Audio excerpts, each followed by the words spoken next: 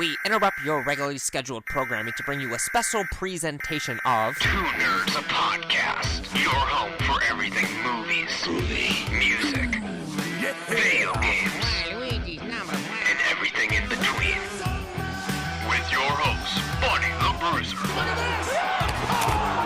and Dynamite Jarrod. Happy Halloween, everyone. Welcome back to another episode of Two Nerds, a podcast. We are two nerds, and this is a spooky podcast. I am Buddy the Bruiser. And howdy, y'all! I'm Dynamite! How's it going, buddy? Hey, what's Happy going Halloween. Happy. going? It's the last day of Cocktober. I didn't even realize that this was actually going to drop on Halloween. This is Halloween Havoc. Two Nerds, a podcast. Halloween Havoc. We're doing it on the actual day, unlike NXT. Yeah, of course. So, what's going on, Cat? It's a fucking punky running all over that. Oh my god. The cats are getting spooked out right now, man. Well, it's Halloween, buddy, and the demons are stirring right now. You can see Deli's looking a little on edge as well. Yeah. Austin's just totally passed out. If he were conscious right now, He'd be terrified. He'd be barking like crazy because there are definitely demons afoot. Look at Deli. Oh my god.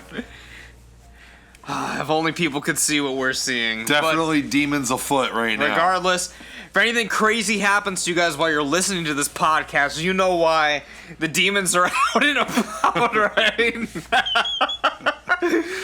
Oh my! It's the tickle demon that's out right now. That's why you're laughing so much. Jesus Christ. Yeah, this is obviously a cursed podcast. Yes. For the very first time ever It's been confirmed. in podcast history, the first cursed podcast. There's a new documentary out that I might watch about cursed film sets. I've actually watched that miniseries on Shudder when I had my free trial. I will tell you this, my friend. It is a bait and switch. It's not good. I'm not saying it's not good, but it's not what you're expecting. Basically, I've talked about this on the show before for those of you who listen to it, but basically, like, the series, like, it talks about the cursed, like, the first episode's about The Exorcist, right? Right. And you super cursed. And you expect the whole episode to be about The Exorcist. The second half of the episode is showing actual exorcism footage of people being exorcised. That has nothing to do with the film. So a lot of these are like, it'll introduce the film and then it'll go into something completely different. In one episode, it's about like Twilight Zone the movie, and it just basically talks about how what the fuck's his name? John Landis is a fucking tool. Is the whole episode, but That's the curse. that's the curse, yeah, because he's a fucking dick and he didn't take safety on set seriously. So I see. So maybe I won't be watching this yeah. this thing. Well, I'd say skip the Exorcist episode until you realize if you like it or not. I'd start with one of the other ones. They're escaping me right now. But there's one like about The Crow. There's one about Twilight Zone. Well, yeah, that one would be interesting because of what happened to Brandon Lee. Right. But yeah, I won't spoil the whole series for you. But I have watched it earlier this year. But for Halloween Havoc, we're going to be talking about all the films that we watched in October, or some of the highlights. See, now look, Austin's regained consciousness. He's quickly become aware of the demonic situation that we're in right now. He is just ranting and raving. He's going all around the house. He was whining in the kitchen just now. What the fuck is going on? We're definitely going to be murdered by the what was it called? I remembered the name in the movie. From the film we just watched. The Jamagush or something like that? Shanushka or whatever? The Babushka. The Babushka? And of course I have the fucking letterbox pulled up and it doesn't have it in the synopsis. Who else watched this shit? Just you, me, and this other person I follow. Oh, okay. I was hoping that it was... Ryan Francis. All right. He rated it 3 stars. Ryan Francis is a huge fan of Stillborn, the movie that we just watched for 31 Days of Horror. Yeah. I'm gonna have to watch something else to cleanse my palate on that one. Yeah. I'm gonna go to the Wikipedia page quickly just to see what the fuck that thing was called, but yeah, so I guess we'll go a little bit out of order because we just watched this film. So fresh in the brain. We just watched it moments ago. Definitely set the spooky mood. Maybe it's part of why we're cursed because of how underwhelming this movie was. Because how much shit I was talking on it the whole time, and then the demons that were involved in the production of this movie. So, and of course, it doesn't even say it on the fucking the plot synopsis. Christ. So, all right, hold on. So here's I'm assuming this is actually like a fabled demon. So we're gonna say baby stealing demon. Demon. That's literally what she Googles in the film. A changeling? No, that wasn't. That's not what they called it. Hold on, let's see if the changeling has different. Changeling's a good film, by the way. I rated it low because. Did you really? Let's see here. Because I watched it in the wrong setting. Yeah. I'm just gonna look up stillborn movie demon. 8 mythological monsters. This is all just the changeling. Ah, here it is. The Lamashtu. The Lamashtu. The Lamashtu. All right. Yes, the Lamashtu is afoot in my house right So now. let's talk a little before we get into the film. So we had started another film on Shudder, and before that film, we saw the trailer for this one. Turned off what we were watching. Did you forget that we did that?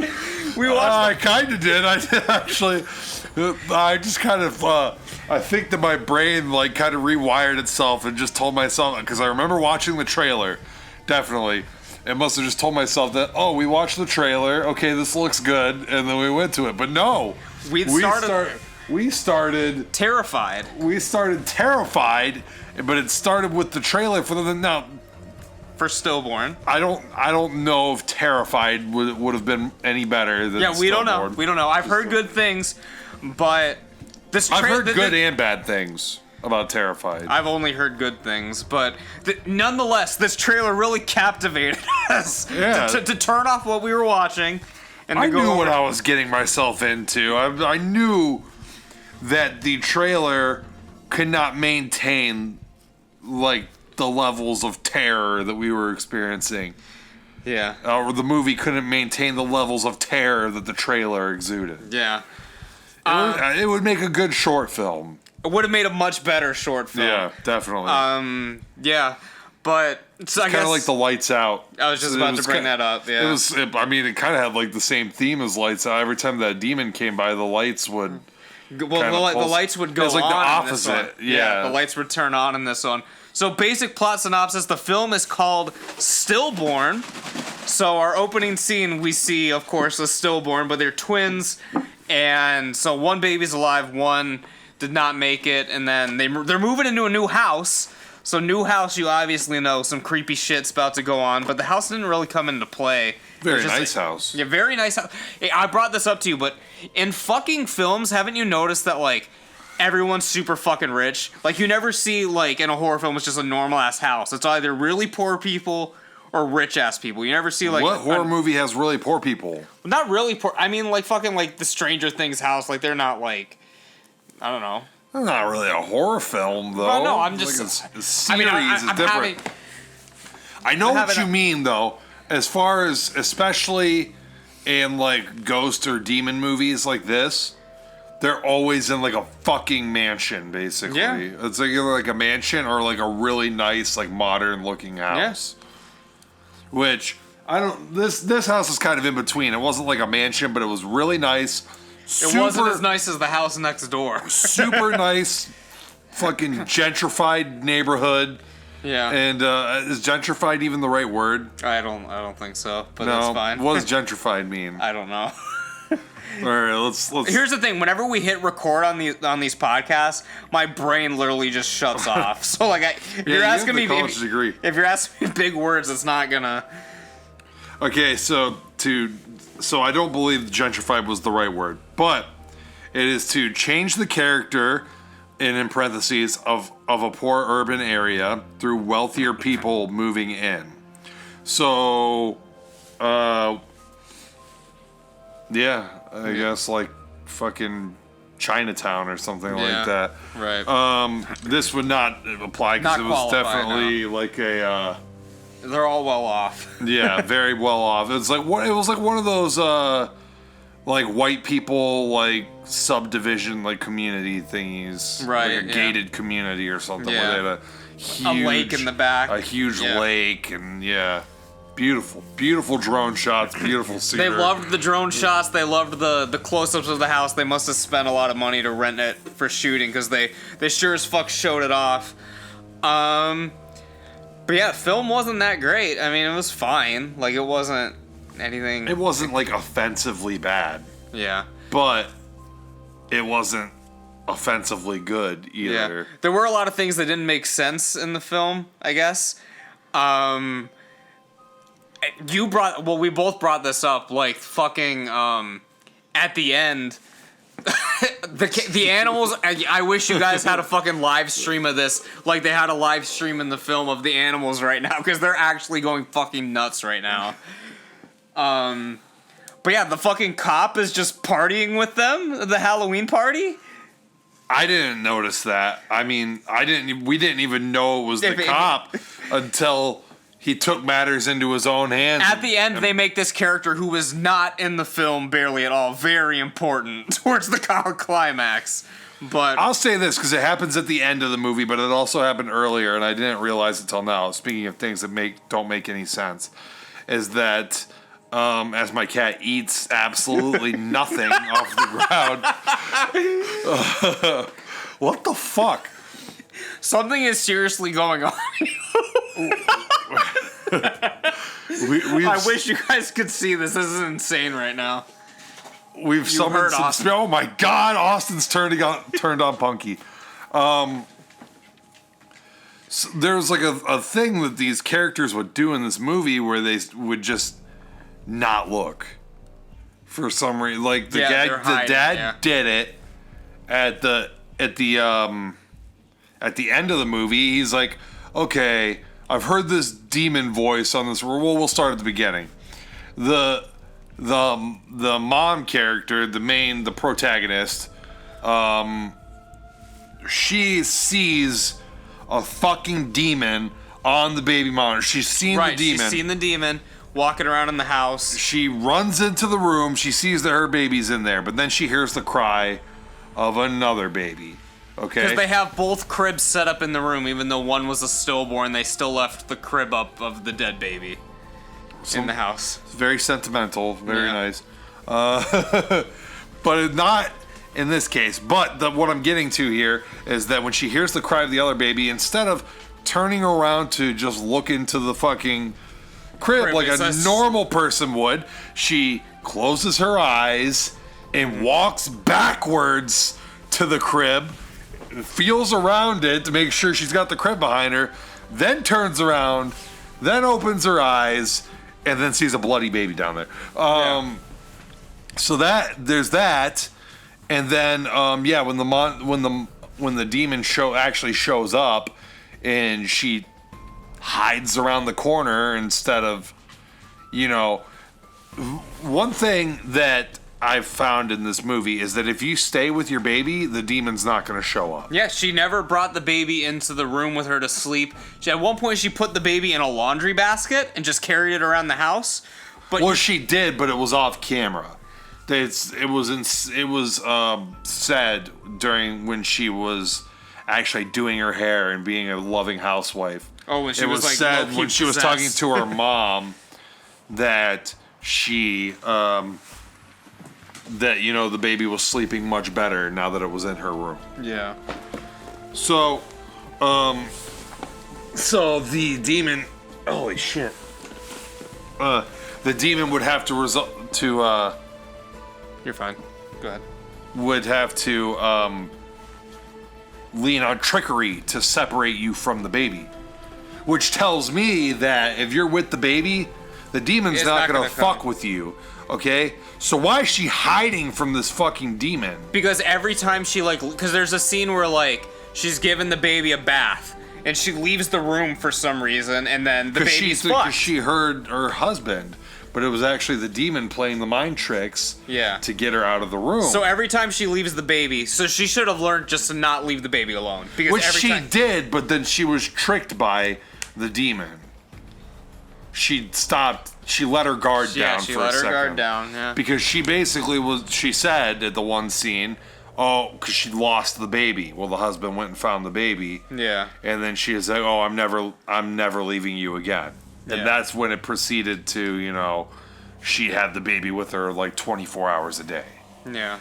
And I mean, all you got to do is keep that up until the baby's about 3 to 5 years old, and I don't think the fucking Be too old at that point. the La Mancha or whatever the fuck is gonna want it. The man of La Mancha. I don't think that this bitch is gonna want the baby anymore. But anyways, at the end of the movie, the husband does it too, where he walks up to the crib, And he's got his eyes are closed, and then he opens them, and then it cuts to credits. God damn it! Yeah. Cuts to the goddamn credits. Yeah. I don't know. What else do you want to say about this film? Because we got a lot of films to talk about. The monster is literally a naked lady. It's just A an old naked lady. old We don't lady. know if they used any makeup or not. I know in the trailer we saw her with these long fingers, like you see all the demons Did and all. we? Yeah, and even in the was it fucking not the- look at the fucking poster right there. Oh, okay. The I've got long ass posters, the fingers, long fingers. looks like fucking salad fingers. All right, hold on. Keep talking. But Because I'm going to turn the volume down and we're going to run this back. all right, we're gonna watch the trailer. If you guys are watching along with us, pull up the trailer. You're gonna get a 3, live. 2, 1, go. We're retrieving. There we go. The trailer's All right, there we going. go. She's trying to get at the nurse, which was another weird. Make sure you turn the theme. volume down so we don't get fucking copyright striked. Weird theme of this movie. You can't. It's all on the. Well, then we're fucked. If this video gets taken down, you know why. We'll still have the podcast up. Yeah. They'll never track us down on Spotify. So this is from the guy that did Grave Encounters, which I still haven't watched. Yeah. Have you? I haven't, no. So, yeah. So wait, was that even the same scene as? Yeah, that was the same, yeah. Except in the movie, it was like boom, boom, in and out. I need to ask you some questions. And Okay. So there's Michael Ironside. Buddy's never heard of him before. Not before this, no. There's the bloody baby. That's the goriest scene in the whole movie. Don't be fooled by the shutter. Oh, the Shudder description said there's lots of gore and sexual acts and violence, and there's barely any of that in the film. No, it's very tame. Don't move. Where is he? All right, we're waiting for these fingers Yeah. here. You're gonna see the fingers, I promise you. Is this the same trailer we saw? This trailer seems like it's a different trailer. This is a different trailer. the only person that he's in danger from. Yeah, this is not the same one we watched. Yeah, because the trailer we watched was at the beginning of Terrified. So we could go back to Terrified. Why don't we just fucking watch Terrified? We'll do a watch along for Terrified. Do a live fucking Alright. watch now. It's not even gonna fucking Yeah, do it it's because we probably watched gonna the. Okay. Oh, yeah, we it's, did. It's all right. Yeah. So this is the trailer we saw. You can put her in a state of. They really make this fucking Michael guy really important in both of these trailers. That did not happen in the movie. Sharp and shocking. The only person that he's in danger from is you. So no, I think that the fingers have got to be in the movie, dude. I didn't see the fingers. At least they didn't make a big deal about them in the movie. Where's the movie? Did I pass it? Yeah, you passed it a long time ago. Right there. The poster art is so generic that it's kind of easy to. All right, now so we're fast forwarding. God, the fast forward on Shudder is abysmal. Holy hell! The fast forward on Shudder is fantastic. Shudder, if you're listening to this, we would love a sponsorship. Because we're going to be talking about a lot of films that Jarrod has watched on Shudder this month. Yeah, My entire 31 Days of Horror is sponsored by Shudder. Yeah. Because like the whole thing. Well, no, I hit Amazon Prime. I actually should pull up all the films that I've watched. Yeah. This year. So here's the problem. Do we know when the lady shows up? It's in the last quarter of the movie, so we're not even close yet. So we'll pull up our Letterboxd accounts and probably won't have time to go through all of the films that we watched, but we'll at least talk about the ones that we watched together and then some other noteworthy ones, for sure. But what else did we watch together? We watched Willow Creek. We watched. Oh my god! The Taking of Deborah Logan. Okay. We watched couple others. We both watched Megan is Missing, not together, but I watched it because you said to. We watched the 2 Creep movies.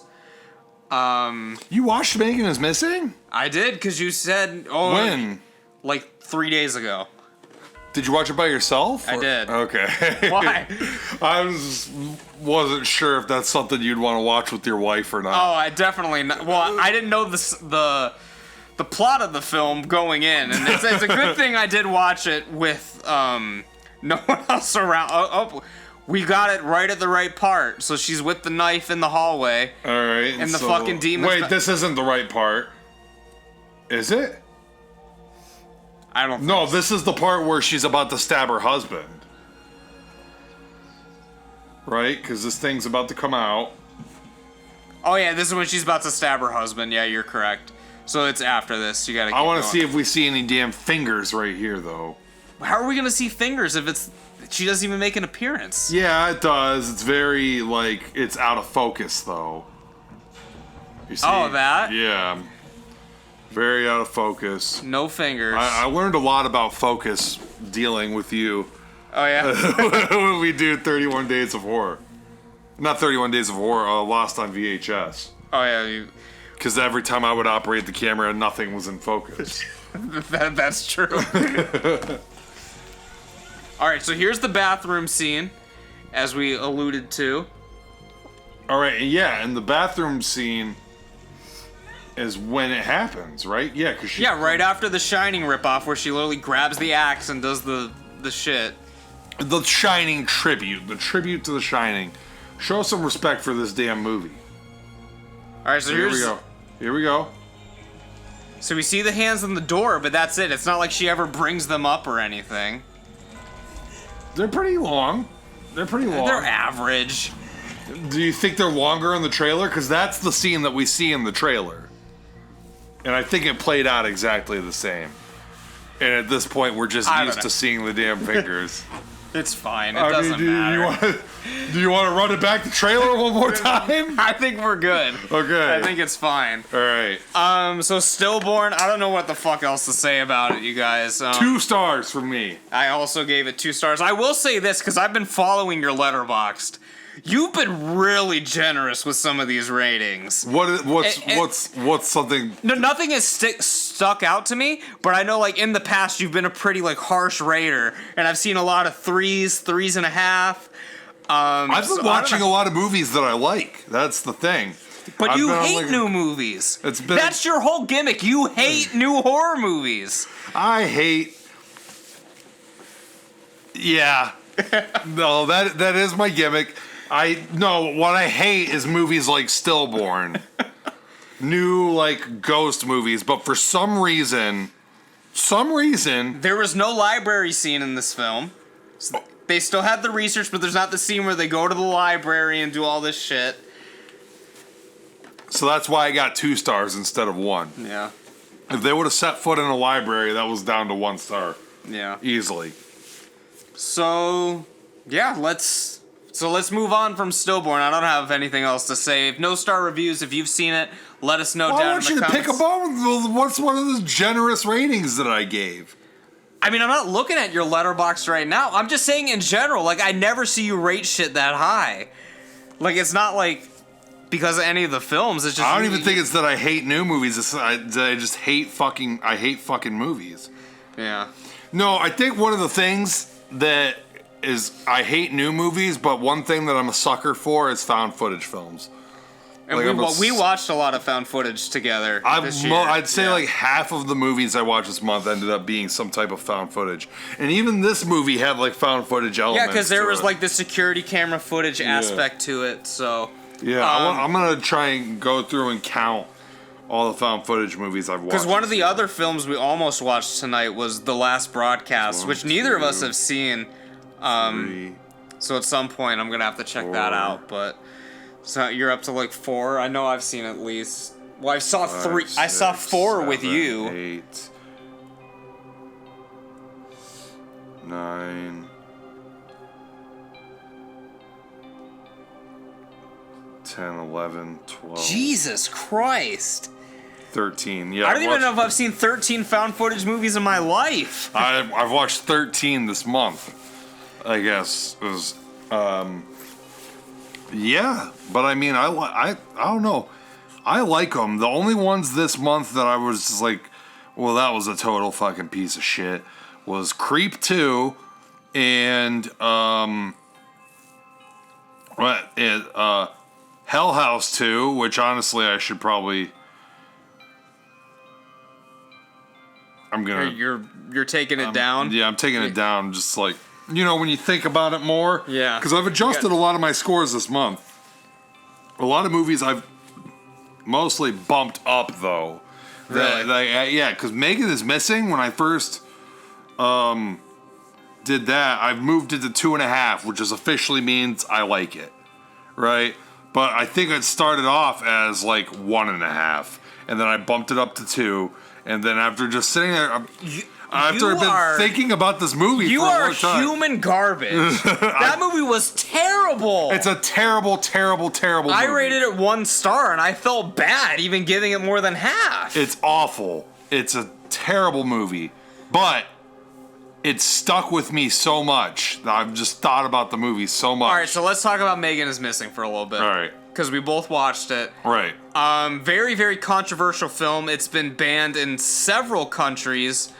Mainly because it deals with younger women. Right. And online predators and stuff. It was marketed as like a PSA for like kids to not be on the internet, but everyone was just like, no, this director's a fucking creep, basically. I mean, that's what it is. I mean, and I guess he shot the whole thing in like 6 days or something because like he didn't want people to know what they were shooting and stuff. And I don't know, the whole situation is just really sus. Well, but he apparently though, from what I read, he had the parents on set. That's what I read. During the days where like the really bad stuff was taking place. Right.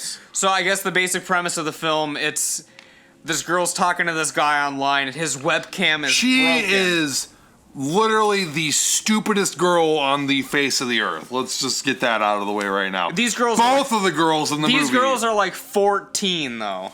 They are so stupid. I mean, brother, I would like to think that. Never mind. No, maybe I was as stupid when I was 14 too. Right, but the dude's webcam's broken or whatever. And so she's like, all right, I'll hang out with this guy, and she ends up getting abducted. Right. And raped and killed and all that stuff, and then it happens to her friend too. So the movie, if it was in real life, it's really fucked up and like fucking the worst shit ever. But yeah, I don't know. Okay, so let's just talk about why it's a terrible movie.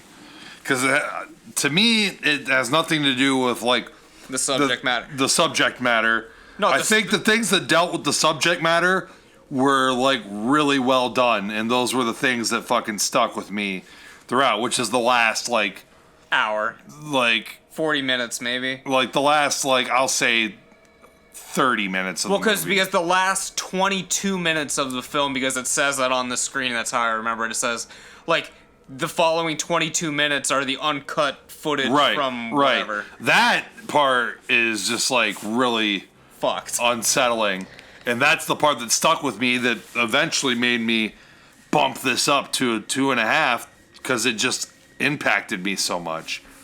I just had no choice but to admit that, like, it's a movie that fucking It's scary stuff. I mean, it's scary stuff. Yeah. You know, stuck with me when he opens up the thing, which I knew the bitch was in the fucking the jug. In the spoiler alert for every single film we're gonna be talking about, by the way. Yeah. If you don't want to hear spoilers, just fucking go to my letterbox, follow me, and you can see my scores, and then decide what you want to watch without spoilers. But if you want the spoilers, this is we're the to show talk for about you, it. yeah. So yeah, he's got the like keg or whatever there that's been in, you know, in the basement this whole 22 minutes. And, you know, he keeps walking by it every now and then. I think he lets the camera like linger on it as he's walking by. And so, you know, I told Steve, and Steve had seen the movie, right? And he still didn't remember that. And I was like, "Oh, Megan's in that thing, yeah, for sure." It's like, why are they lingering? And he's like, "Oh, you think?" I'm like, "Yeah, she's definitely in the fucking tub or whatever the hell that thing's called." There's definitely a better word for it, but as you said, we've hit the record button, and our brains have effectively turned to mush. Yes. So, every time I do a podcast, it's just like, all right, I'm fucking done. The visual that sticks with me for this damn movie is when he opens that goddamn thing up, and her fucking lifeless body is in there. Yeah. Basically, eyes open, looking right up in the thing. Yeah. And that's like the most chilling fucking visual I've ever fucking seen.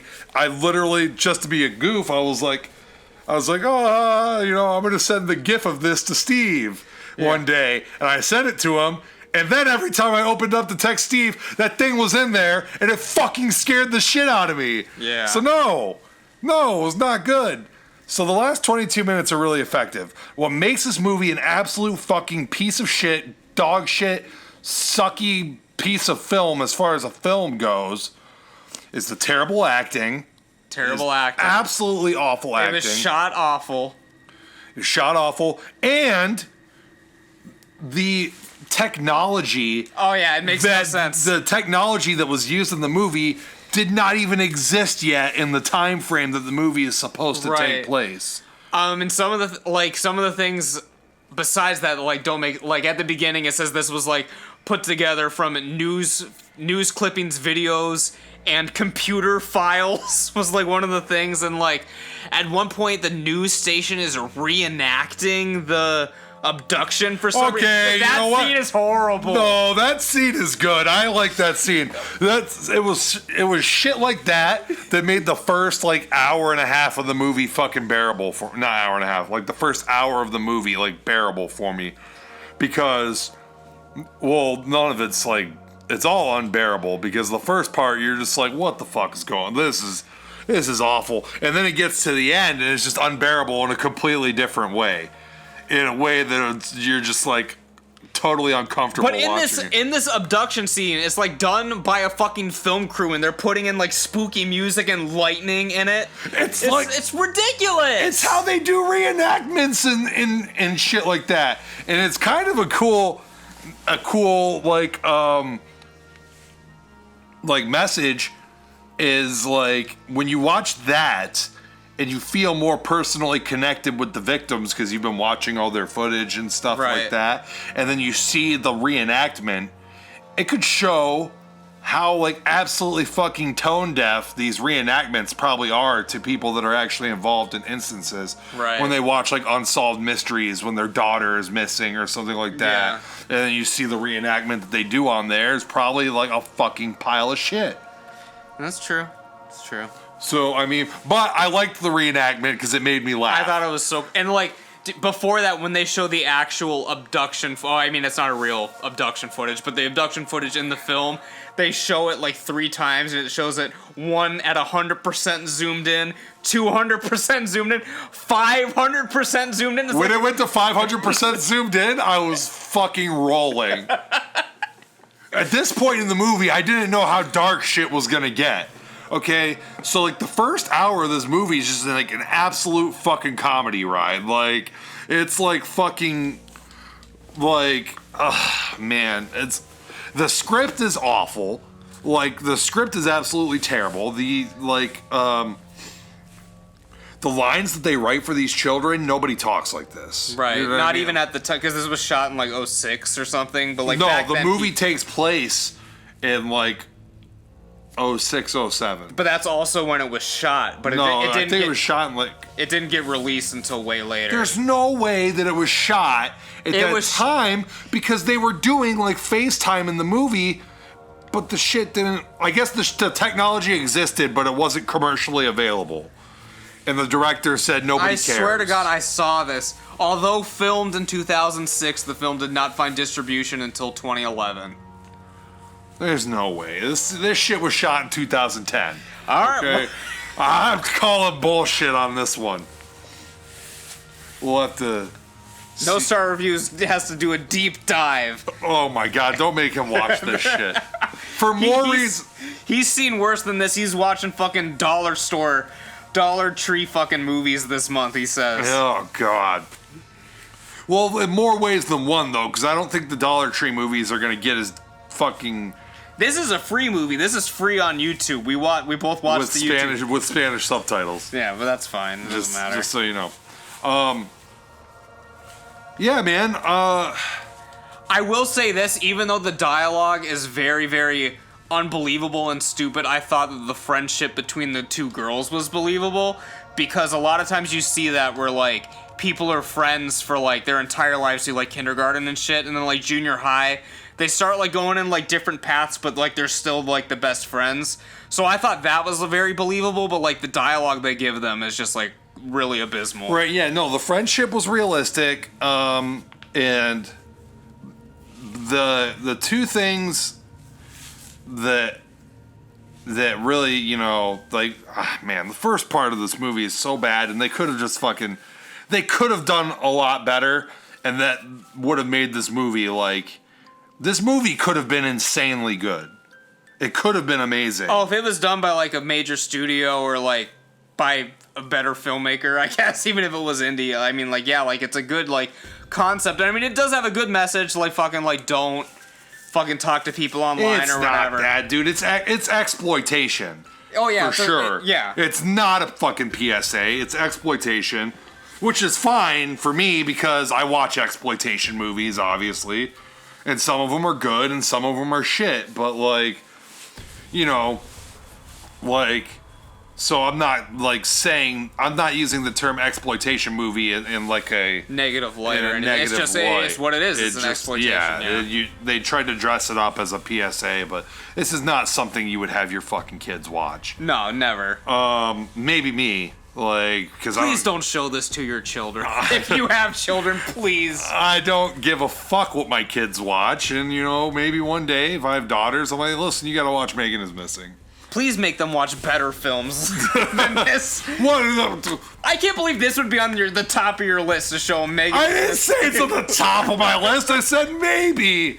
Maybe I would show it to my kids. I didn't say it's on the top of my list. You know the films that are on the top of my list? The fucking RoboCop, Terminator 2, Halloween. These are the movies that are on the top of should be on the top of everyone's list. It should be on the top of your list to actually watch half of those. But the last 22 minutes executed to, like, perfection. They made me fucking, like, uncomfortable, fucking squeamish, all the above. I felt all the emotions that I was supposed to feel, and, like, to the point where I was literally just at the end when it's just so fucking just lingering on the fucking Digging the shot, grave the and, digging yeah. and everything. I'm just like, oh my God, just stop, just end it, please, fuck. Stop, I don't want it anymore, you know what I Yeah. mean? Like, Yeah. And to me at the time, it came off as like annoyance, but the more I think about it, I was actually... It was real. I was Yeah. uncomfortable in that moment. So the last part was good. The girl actress, like, the only thing that she could portray well was fucking Fear. absolute fear and desperation, which was the part that really drove the shit home. But the rest of the movie was trash, and they could have fucking done... I had ideas that they could have done. Like, if you would have just had me as a consultant on this movie, like, I could have made it a million times better. Yeah. I'm not even trying to put my number out there, But like as I was watching it, I'm like, man, you could have done things. You know what I mean? Like, instead of having them fucking FaceTiming on the bus or walking down the road, you could have just fucking had like just phone conversations. You could have just had phone conversations.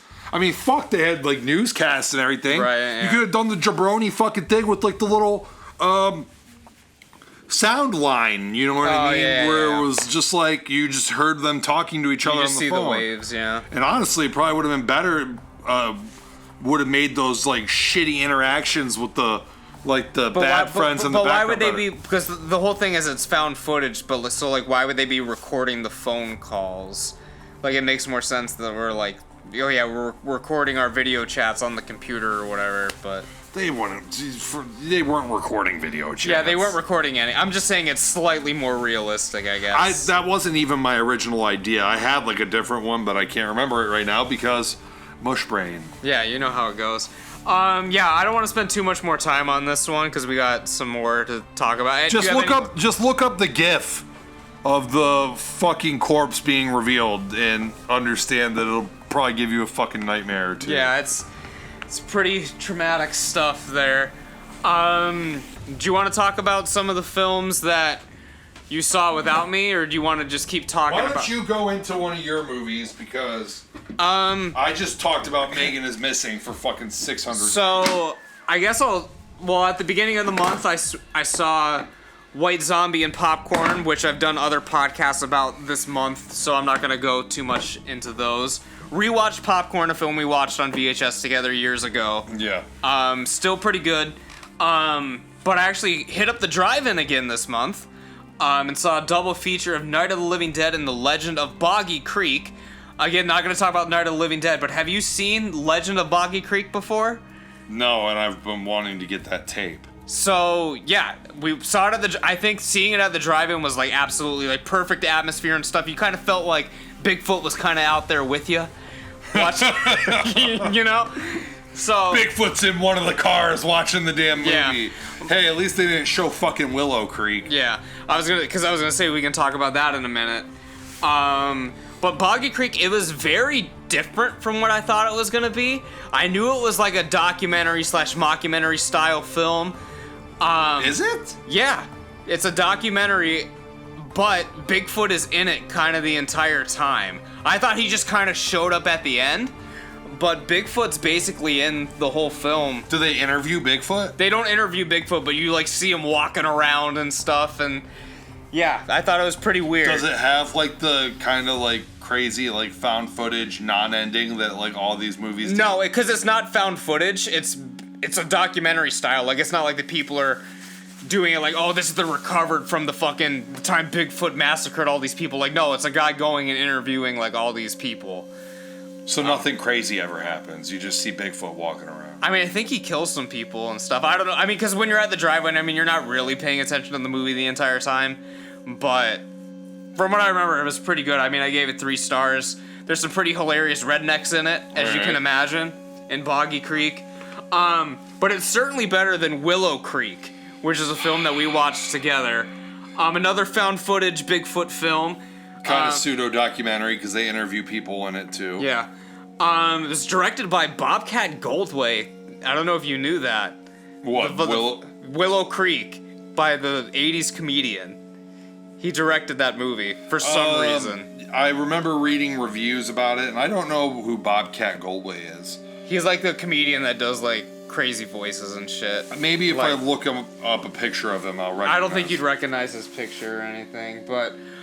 regardless, it's a found footage film of these people that are, well, I guess it's what are they? Are they married or are they just dating? But it's a couple. I think they're just dating. It's a couple. The dude is super obsessed with Bigfoot. So if like for his birthday or like their anniversary or something, she's taking him. I know this guy. I've seen him in things. Yeah. But he's super obsessed with Bigfoot, so like she's taking him on like this trip to the fucking Pacific Northwest. To go track down Bigfoot and stuff. And they go to all the Bigfoot places that I've wanted to go my entire life and have seen in other videos and movies and stuff, like the place to get a Bigfoot burger and the Bigfoot motel and shit. Like, I've seen those a million times, so I like that they actually went to those locations in the film. Damn, you should have rated. Did you rate it higher than me? I rated it a 1.5. I mean, the film is still fucking piss, but I like that they went to the actual but you locations. could. I mean, to you, maybe I'm just putting my rating system a little bit on you right now. But let me see my score. If you gave it, I might have gave it 1.5 as well. But here's the thing, because it was me, you, and Steve watching it. 1.5. What the fuck?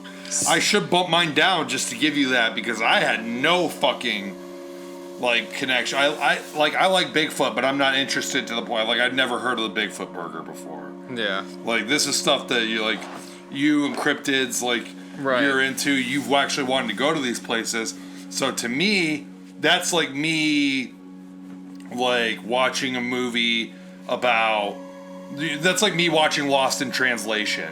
Mm-hmm. You know what I mean? And even though I've been to Shinjuku before, but to see Bill Murray go to all the fucking places and shit, which is a big reason why a lot of Japan lovers love that movie, is to see Bill Murray interacting with Japan. Yeah. And they get to kind of live vicariously through Bill Murray and Scarlett Johansson. Yeah. So, but yeah, I mean, it doesn't, just because it has cool locations and stuff, it doesn't make the film any better. No, the film's piss. I'm not defending it. Yeah. I'm just saying that I'm going to retroactively change. All my right, score go to change lower your than score.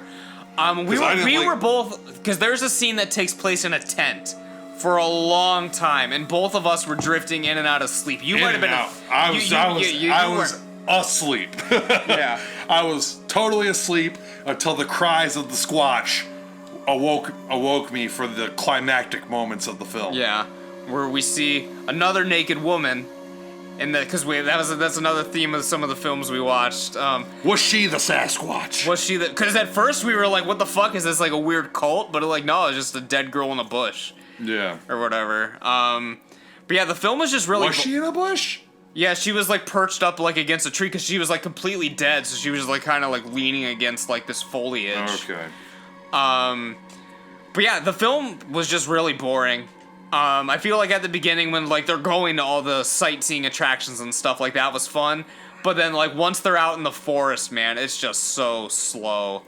And yeah, we were both half asleep. You were completely gone. Steve was wide awake the entire time. He was watching the whole thing. Yeah, he was terrified. Yeah. He was absolutely mortified by the quality of film that we were watching. Yeah. I read some reviews after watching the movie. Some people, there's a long, continuous, 20-minute shot of them just in a tent. Yeah, that's the tent. Yeah. Yeah. Some people loved it, loved that part, were that's the scariest scene in the whole movie. And some people were there's literally a 20-minute shot of them sitting in a tent. Yeah. Right? And so I was asleep for this infamous shot. Maybe I should go back and check the 20 minutes out, but I'm not willing to sacrifice that 20 minutes of my life. Yeah. And yeah, I mean, as I said, I was a little bit let down by the film because this is one I've actually wanted to see for a while. So I wish it could have been a little bit better, but I mean, I don't know. It is what it is, I guess. It's no Night of the Demon. It's no Night of the Demon. Does Night of the Demon remain the strongest Bigfoot film? I mean, dude gets his dick tore off. What is the strongest Bigfoot film? Because I'm sure you've seen more than I have. I haven't seen that many Bigfoot films. I mean, there aren't really. I've seen Legend of Boggy Creek, Willow Creek, Night of the Demon, and not too many come to mind. I mean, I've seen Harry and the Hendersons. That's a strong contender. I mean, there's not as many Bigfoot horror films out there really that I've seen. I don't know. Well, I'm more into the Bigfoot documentaries and stuff. I don't know. There's Yeti. There are Yetis, yeah. But yeah. So Night of the Demon then? Does Night of the Demon take it? What did you even rate that fucking movie? I don't know. That's one of the Lost on VHS lost episodes. As in I had the whole script written. We just never shot it. So if we ever, I'm thinking of The Prey that we did. No, we shot The Prey. You're right. But maybe one day we'll have to revisit that.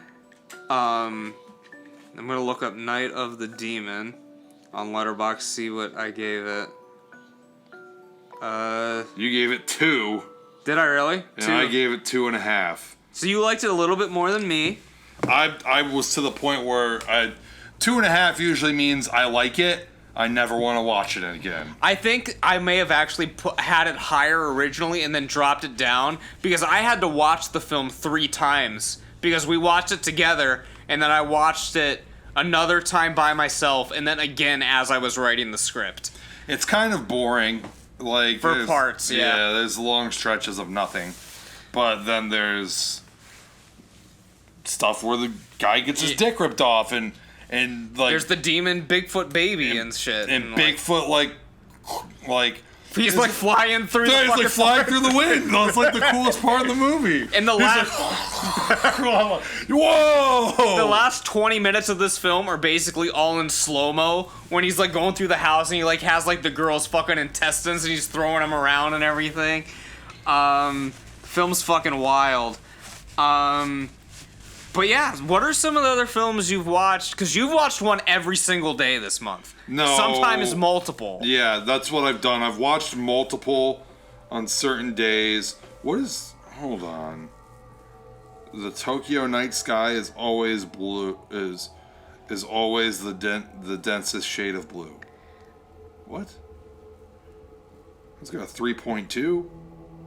Add this to my want to watch list. If you have Tokyo in the title of your movie, that instantly means that I want to watch it. Have you seen Tokyo Drift? I think we talked about that one. No. All right. Let's see here. Watch list. There it is. Okay. So I've watched. Several days. Usually when I have Steve over, I'll watch like 2 movies, and that kind of puts me ahead of the curve. And I think that I'll probably end up have watched like 4 movies this month or something. But that day, because there's been a couple days where it's just been like, there's no way I'm gonna watch a movie tonight. Right. And so I just have to. You have to do 2 next day. I'll fall back on that. So we'll talk about some found footage movies that I've watched. I'll just name off all the found footage movies I've watched this month. Is Megan is Missing, which I gave 2.5, and I recommend to people that want to watch something fucked up. Host, which was amazing. I thought was. I'm gonna have to check that because that came out this year, right? That was a 20. Yeah. Because I need to fill out my top 10 of 2020. I've only seen like 6 or 7 this year, which is why I watched another film that's on here as a 2020 film. But we'll get to that. Host is great. It's like everything a found footage movie should be. Yeah. Just like it's fucking good. I've heard good things. Yeah. Lake Mungo, which that's like what, from like 2008 or something. That's a little bit older. 2008. Yeah. I gave it 2.5. It's very, very like nothing's happening, nothing's happening, nothing's happening, and then at the end, kind of like stuff like some stuff happens. Yeah. Yeah. It's very like underwhelming in like kind of grounded in like a found footage documentary style, but there are some logic problems with the movie. I don't know if you ever plan on watching it. It's one that I like was always like intrigued by because I saw the cover all the time because when I worked at the video store we had it, and so like I would walk by it every day and be like, oh, I should watch that at some point, but then never, because it was part of those like horror festival or whatever, like special picks or something, and like I don't know. I mean, I might watch it someday, but I don't know. Yeah, it's good. It's just like at the end some stuff happens and you're like, okay, that's creepy, but it makes absolutely no fucking sense. Like there's no way you could justify the end credits of this movie. Gotcha. Then A Record of Sweet Murder, which I want to stop and talk about. This is by Koji Shiraishi. He's like a Japanese director that like specializes in like found footage horror films. And this is a South Korean, Japanese like co-production. Okay. And it's really it's good, and it's pretty intense. And I'd say like unless they have really good like editing, like 99% of the movie's done in like one shot. Oh, really? Yeah, it's just like the camera, like the guy even says at the beginning, like, don't turn the camera off. Yeah. And like the whole fucking thing is happening until like the very, very, very end where they make some obvious cuts. Yeah. But like for most of the movie, it seems to be one shot unless they did cuts. Yeah, there's like, always like tricks to get around in it. Like between, like when they do like a really jerky camera movement or something. Even still, there's not that much jerky camera movements in this movie, and so a lot of the things are done in like really long shots. Yeah. So it's either all one big shot or a bunch of really long takes, and it was good. I gave it 4 stars, which I think is tied for the highest I gave a movie this month, tied with Summer of '84 and Host. Okay, so after that I watched Hell House LLC. Yeah. And that was pretty good. Some creepy stuff going on in that found footage movie. I find that found footage movies are really the only ones that can actually get me on the edge of my seat and a little uneasy. Yeah. Taking of Deborah Logan. Okay, so we watched this one together. So we'll stop there and we'll unpack this a little bit. So Taking of Deborah Logan, it's the By the way, this is going to make for great podcast material because I just peeked over at Buddy's phone, at the Bruiser himself, his phone, and we gave it the same exact score. Oh, did we? 2.5? Yeah. So we're definitely going to have a heated debate about this. Yeah, so we might have some heated debates later, but not with this one. But so Taking of Deborah Logan, it deals. What is she? She has Alzheimer's, dementia, Alzheimer's, and she's like kind of losing her grip on reality and stuff. But it's not really dementia, is it? Well, we come to find out it's not.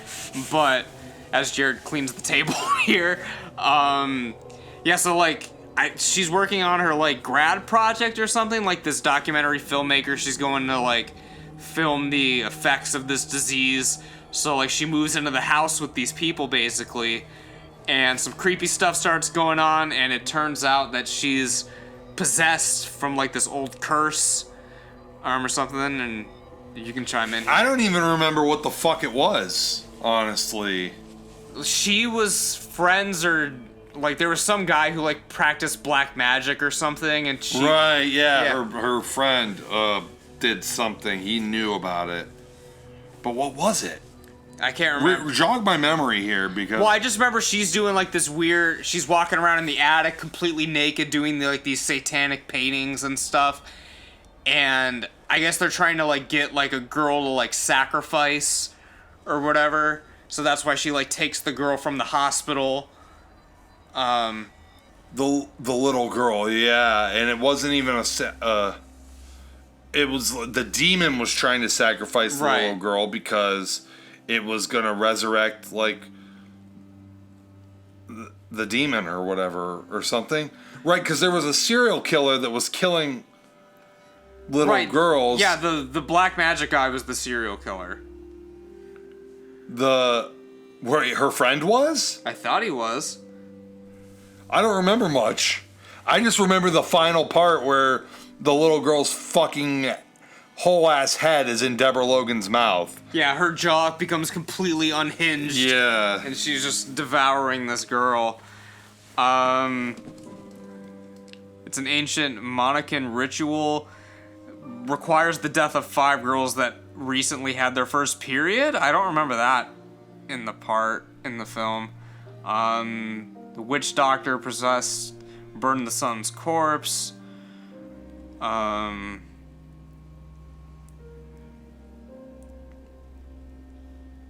Wow, I don't know. I don't remember much from the film. I remember liking the film. I mean, 2.5 stars. I mean, it was pretty solid. There's a couple scenes in it that were nicely done with good suspense and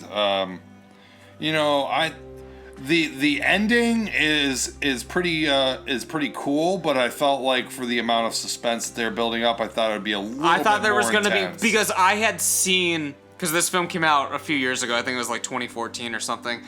I had seen that still. Yeah, I've seen it too. 100 times, and I thought there was going to be more to it. I think it was like it was a GIF. like a whole ass meme before. Yeah, of her, like with her jaw, as we said, where like it's completely detached from her chin.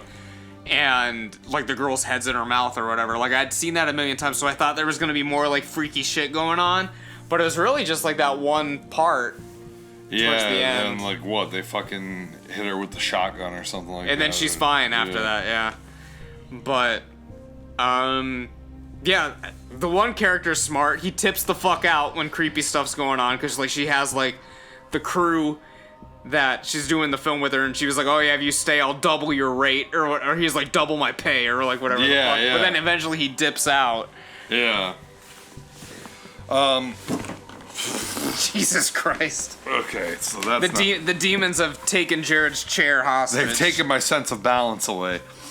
All right, so then after that, I watched Willow Creek, which I've That was a double feature. We watched that in the bumped same. on. Yeah. Before we get to that, I'll mention a few of the films I watched in between those. I watched Suspiria for the second time. It was much better this time around because I watched it in the right headspace. 3.5 stars. The first time I watched it, I was looking for something more fun. It's a slow burn. So this time I was much more prepared for it. So I bumped it up from like 2 stars to 3.5. which is something I need to do as well. I Yeah. need to give it another chance. And we were gonna watch, because me and my wife watched it, we were gonna watch the remake the following night, and I told you this before we started recording. 2.5 hours, the remake of Suspiria, so we were like, yeah, nice try. How much is the original? How long's the original? Hour, solid 90 minutes. As it should be. Rewatched the Evil Dead movies at the Foundry, because they were doing some screenings of it, so we went there and we're just hanging out and whatever, so they were just kind of on in the background. Watched The Initiation for the first time this month. Have you seen The Initiation? Yeah, I love that movie. I gave it, how many stars did I give it? I gave it 3 stars. It was not what I expected to be. I didn't think it was Are we talking about the same movie? Yeah, from this one. Yeah. From the cover and just from what I've seen about it over the years, I did not think it was a slasher.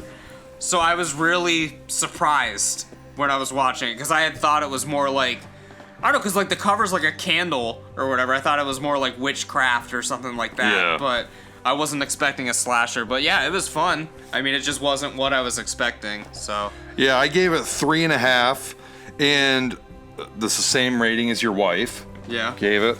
And honestly, which this is cool because I remember liking this movie a lot. And as I look at the scores that everyone that I follow on Letterboxd is giving 3 it and above. 3 and above, which just confirms, because I haven't seen it in years, but it just Yeah. confirms to me that it was It's a fun good. slasher, yeah. It was good. And then yeah, we watched Trick or Treat again because Did I tell you, by the way, Dan and Joel, who like to give me flack for all my movie grades or whatever, earlier this month, they were texting me, and they Psycho had just got a new release on Criterion or something, and they're big on Criterions, and so they just rewatched Psycho for the first time in forever, and they gave it like fucking 5 stars, masterpiece, and then they texted me and let me know, they're like, all right, Jarrod, we're about to watch Psycho 2 for the first time.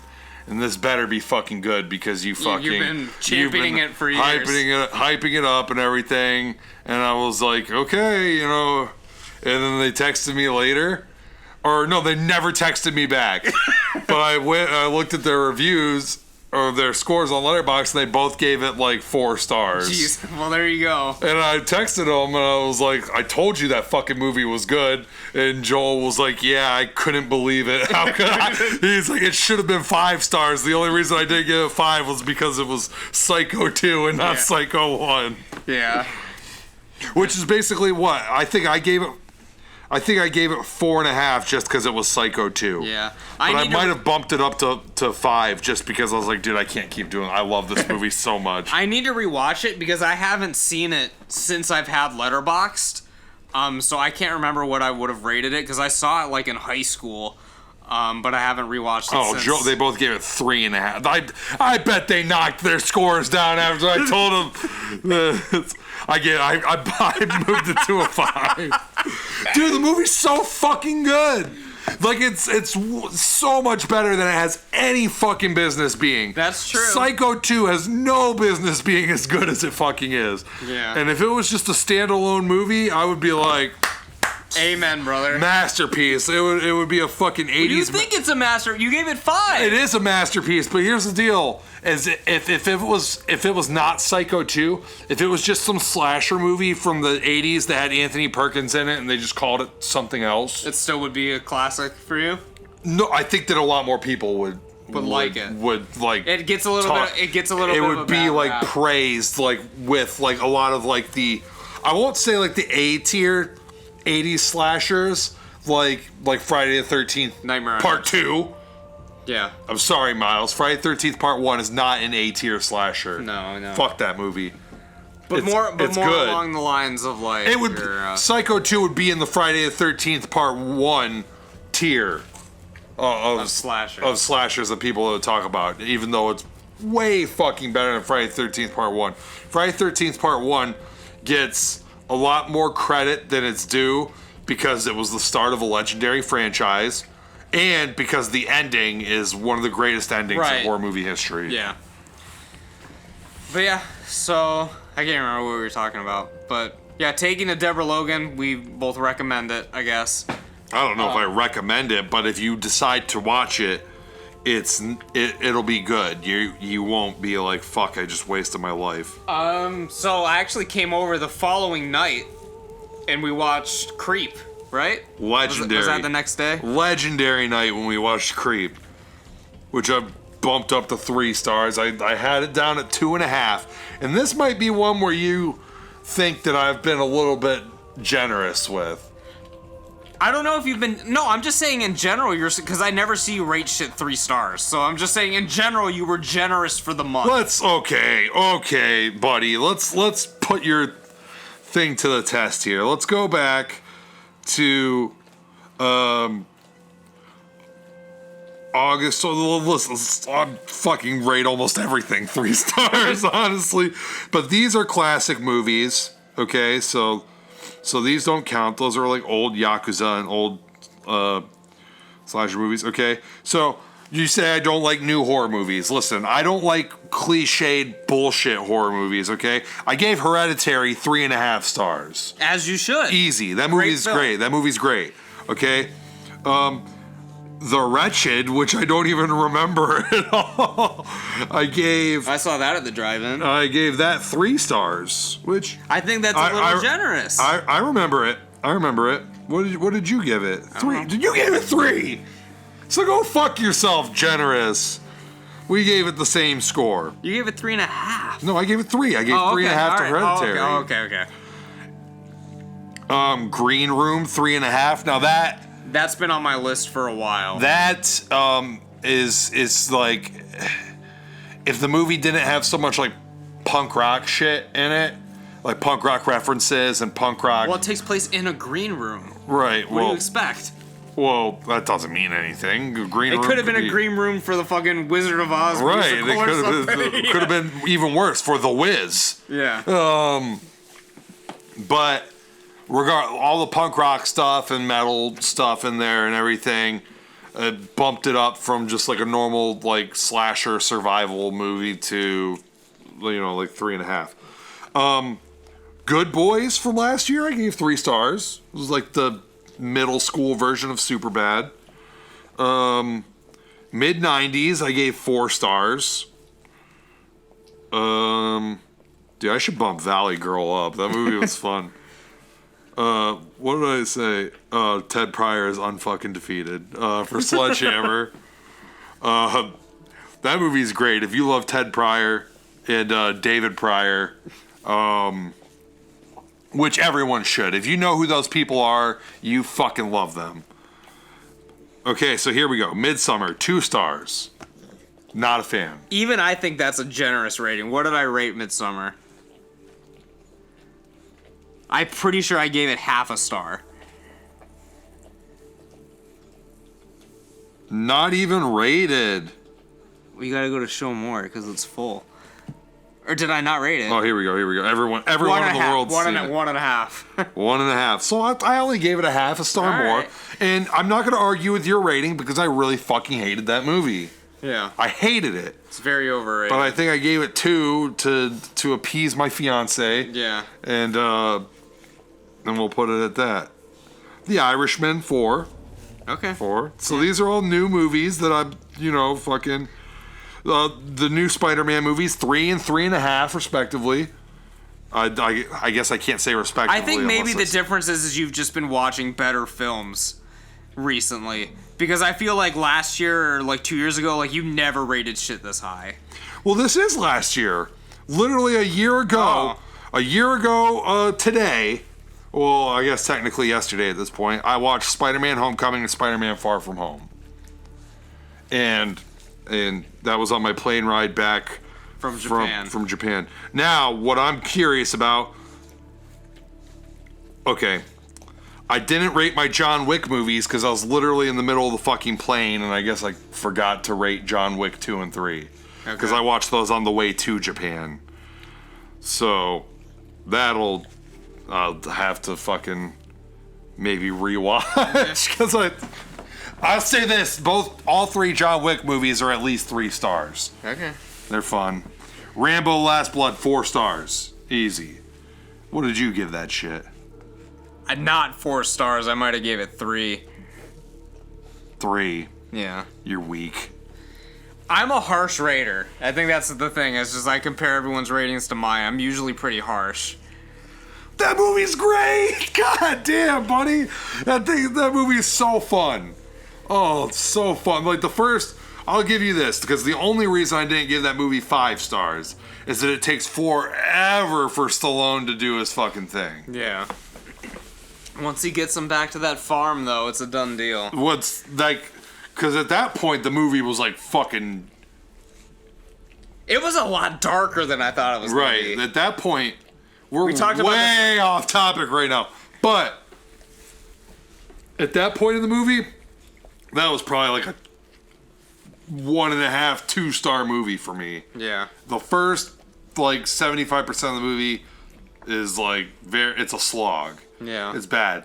The last, fucking 25 minutes of the movie is just so fucking good that it just made the whole thing worth waiting. Me and Miles were just audibly cheering in the fucking in the theater. We're just screaming in there. Yeah.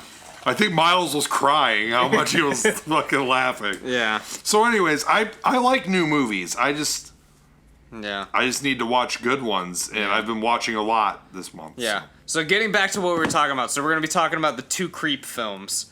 Yes. We watched the first one together. We watched Creep 2 independently. But I had seen Creep 2 prior to this, and this was actually my second time watching Creep 2. But yeah, so you... I don't know, what do you like about Creep? I think Another found footage film. It's basically about a guy who puts out like a Craigslist ad or whatever. He's like hiring a videographer to document his life. He's like, oh, I have a fucking tumor, I'm gonna die or whatever. I want this to show my son. So he has the guy come and just follow his day-to-day life. We see him do what does he call it? Tubby time? Where he takes a bath and he has the guy film it and stuff and just all this weird fucking shit. And turns out the guy, he's a bit of a creep. Hence the title of the film, because he doesn't have cancer, he's not dying, he's a fucking serial killer.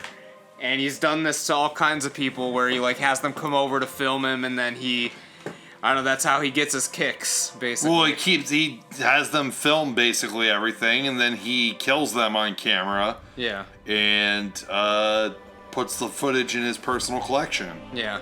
So, what I liked about Freak is that there was a lot of Creep. Sorry, Yeah. Freak, Creep, it's the same thing. I mean, he is a freak. He is a creep. Yeah. I like that there's a lot of. I just like the tension in it. There was a lot of tension in the first one that I found. Not to jump ahead to the second one, that I found was just completely lacking in the second movie. Some good. In the first movie, some of the jump scares actually got me. I will say in the second one, there were too many jump scares. I don't. And creeps. You don't remember when he's like sneaking around the corner? He's like, ah! And like, Yeah, she doesn't react at all. I remember that, but like. I don't know. There's. To me, the films are equal, but for different reasons. You like the first one more than the second one. I think because the first one's more. Traditional, I guess. Maybe I'm just an old school kind of guy. See what I like stuff in the first movie. I love stuff where, you know, he walks out there and he's looking around, and then when he walks out of frame, all of a sudden the fucking guy, he's in frame. He's there. Yeah. You know what I mean? I love shit like that, where it's just like you can see it, but he can't, and it's just like intense. Or when he's like sneaking into the room. I like all the parts in Creep 1 that are like after the initial fucking like hangout between them. Right. Where like the tension's really just bumping up. He's getting packages, dude's sneaking into his house and leaving shit there and doing all the weird shit. And then the ending was kind of a dud. Yeah. And then, but I found that, you know, like I was more interested in the first one than in the second one. And I think this might be a symptom of, okay, we already know what this guy's gimmick is. So a lot of the fucking stuff in the second movie that I think could have potentially worked if maybe it was the first movie, where the guy's walking in, and then if you actually had to think, is this guy a serial killer or not? Right, but the whole gimmick of the second movie is, well, because that's one of the things I liked about the second movie. It doesn't try to duplicate the original in terms of like plot. Because in the first one, the guy coming to the house doesn't know he's a serial killer. In the second one, the guy straight up tells the girl, I am a serial killer. So, like, the whole time, like, I don't know, it's just, the second one has a, like, right, but to me, it's like, okay, it. and you know he's a serial killer. Right. Not just because you're watching the movie called Creep 2, but because you've seen the first movie, and you've seen that he kills people, you've even seen his collection of tapes, when he puts the fucking tape in there. So to me, a guy that likes a lot of suspense and tension and stuff, there is when less he tension, fucking walks in and he's like, I'm a serial killer, and you're like, yeah, he is. Yeah. There is no tension, there is no suspense. You already know what's gonna happen. At some point in this movie, he's gonna fucking try and kill this girl. Now, the first movie had the tension going for it, and the thing that I hated about the first movie was just how fucking stupid the main guy was. Well, that gets a lot worse in the second one. Yeah. The main girl... She's doing it for the views. The main girl in the second one is beyond stupid. She is so fucking stupid. I can't even put into words, like, the whole movie. The whole fucking movie, especially the end. I'm like, what the fuck are you doing? It's for the views, man. We Fuck the views. We can relate to this. She kissed him! She kissed him! He's not a bad-looking guy. Oh my god, he's patchy beard? Yeah, patchy beard. Patchy beard? Old patches? But as I was saying, like, what I respect about the second one is... The best thing about the second one is his dick. We do see his dick. But it doesn't try to replicate the original, because it could have been easy to just be like, oh, he's doing the whole thing, like, I'm not a serial killer. The audience knows he's a serial killer, so just straight up tell him. You could have done Creep 2 with, like, a different, like, standalone sequel. I'm not saying it's better than the first one. I'm saying that they're like pretty equal. You're saying that the first one was like substantially better than the second I'm just saying that the second one probably never should have been made. Because I get it. You know what? I appreciate that they were not trying to replicate the first one or whatever. Because it would have been a waste of time to replicate it. That's why you shouldn't have even made the fucking second movie. Go off and do something different. But so I appreciate that. But as a movie that tries to stand on its own 2 feet, I find that it just fails. So for both films, I kind of just like the vibe of them, not necessarily the vibe of the film itself, but both of them only follow like 2 characters. Some have like a 3rd character in it because the second one has like the other guy at the beginning, and you get the sense like if you watch the first one has a different character that just never appears on camera. His sister. Right, never appears on camera, but in the which second, I would like to have seen her like have some type of role in the second movie. Yeah. But I mean, the guy that directed it also By the way, she seems to know that the dude is a fucking dangerous serial killer. But doesn't do anything. Well, right, she does nothing about it. Well, she might not know that he's killing people, but she knows that he's like not well in the head. Like, I don't think he's showing her like, hey, I fucking killed this guy or whatever, but she probably knows he has some problems. But it was written by the guy who plays the creep. It's directed by the guy who plays the videographer in the first film. So like you just get the sense that like they're good friends and they're hanging out making this fucking movie in the fucking woods together, and like so I just like dig the vibe that I don't know, 2 dudes are hanging out making a film or whatever. So I dig it. And I dig the second one because I fucking relate to the girl because she's putting her heart and soul into all these videos and no one's fucking watching them. God, because it's you know what I wanted and would have made the movie better, and I kind of like theorized in the middle of the movie. I was like, what if she's a serial killer? And her entire encounter series, and it's revealed at the end, the entire encounter series is like a fucking black web like series that she does, where it doesn't show you at the beginning, but at the end it shows you that she actually murders all the people that she goes and films. Yeah, I mean that could have been an interesting twist. I mean, we don't know. Supposedly they're making a 3rd one. Yeah. So I mean, who knows? My thing with her is that she's just really stupid. And so, in the biggest stupidity of it all, okay? The stupidest fucking thing that she ever did was at the end of the movie, okay? She got fucking stabbed to death, but she was still alive. Yeah. So she climbs out of the grave, grabs the shovel, hits him like 1 time, smacks him upside the head, and then runs. Yeah. No! Finish the job! Kill him! Finish the job. Kill the fucking psychopath that just stabbed you. I mean, don't you have adrenaline and rage like running through your system? It makes no sense. Yeah. It's not that hard. You've knocked him out. Take the shovel through his neck. Finish the job. He's gone. He's dead. He's never gonna fucking find you on a goddamn bus in New York and fucking start filming you. Yeah. It'll never happen because you cut his fucking head off. I dare the damn creep to come to me and try and get me to make an out of focus film about him. Because I will make it totally out of focus and I will kill him at the end of it. Yeah. I will be the creep. I'll be the plot twist at the end. Yeah. I don't know. I recommend both films. Jarrod recommends the first one, I guess. I mean, I don't know. Do you recommend the first one? Or I think the first one's a good found footage movie. Yeah. And there's a lot of like... The stuff where he's creeping around near the end is really intense, and it kind of had me like, oh god, you know. I think the second one had a lot more humor in it as well. Like when he's having the tantrum out by the lake because the waterfall's not going, and he wants to get like his cinematic shot and stuff. In both films, I think the fucking wolf mask is stupid. In both of them, I don't think it's scary, but some people might be creeped out by that. But I don't know. I think that it worked in the first movie on the initial jump scare, but then after that, you know, it's not really. And like in the second one when he's driving in the car with it, like that's pretty stupid. Yeah. Yeah, it's not good. Yeah.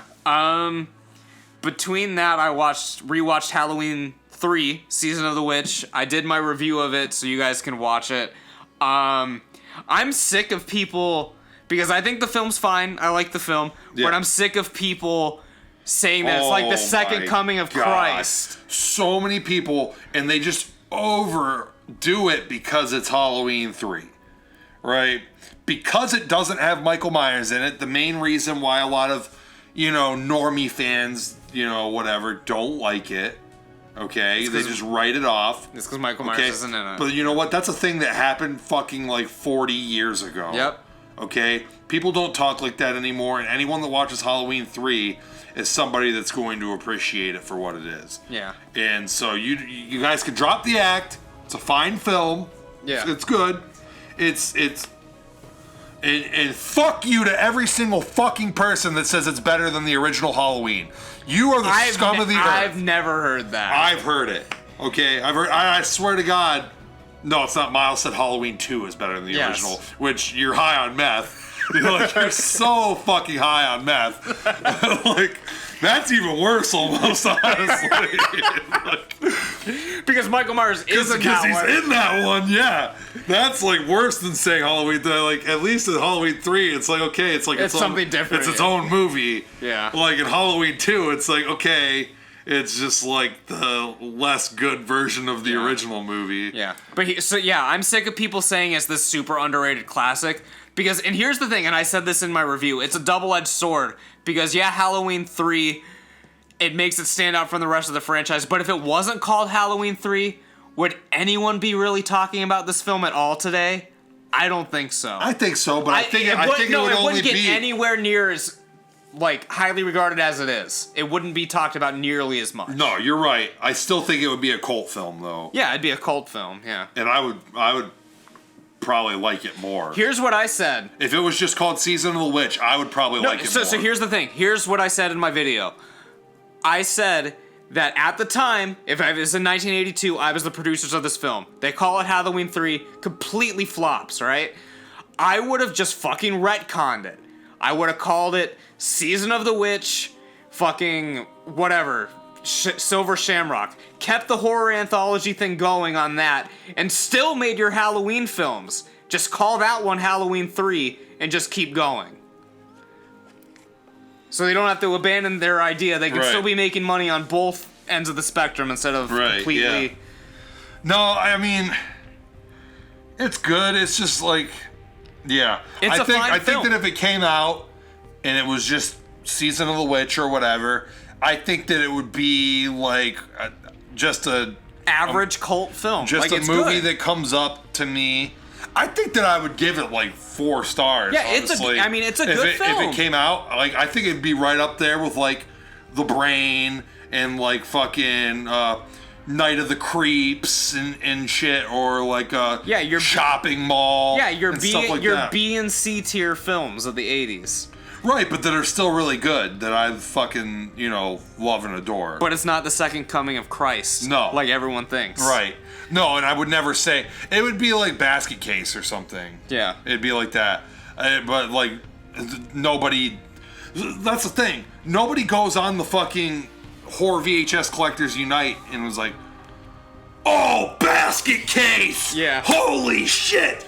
The fucking best movie ever fucking made. Like, people like Basket Case and they post about it, but it's never like, I don't see why this movie gets a bunch of hate. Listen, dude, just as many casual horror fans would probably fucking hate on Basket Case as they do Halloween 3.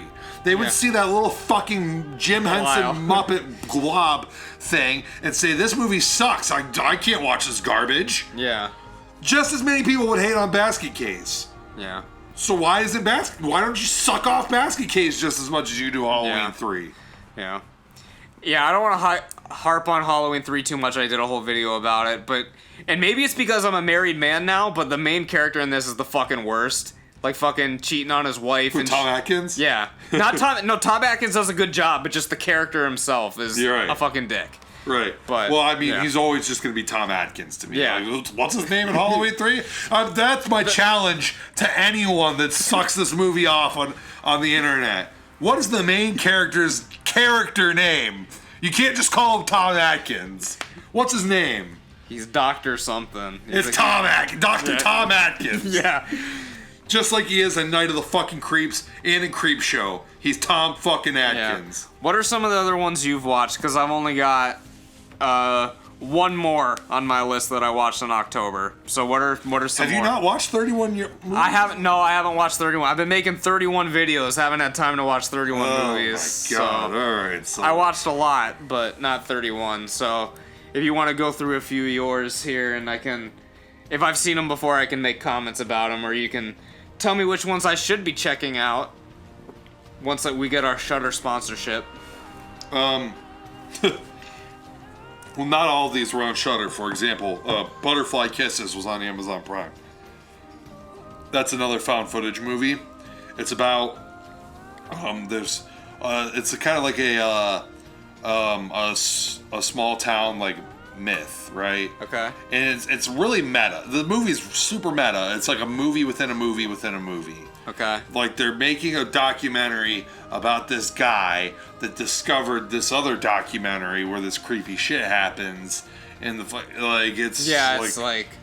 really it's the inception of found footage films. And so the whole movie this guy's trying to prove that the footage is real, and everyone's telling him no, this can't be real, all this shit happens.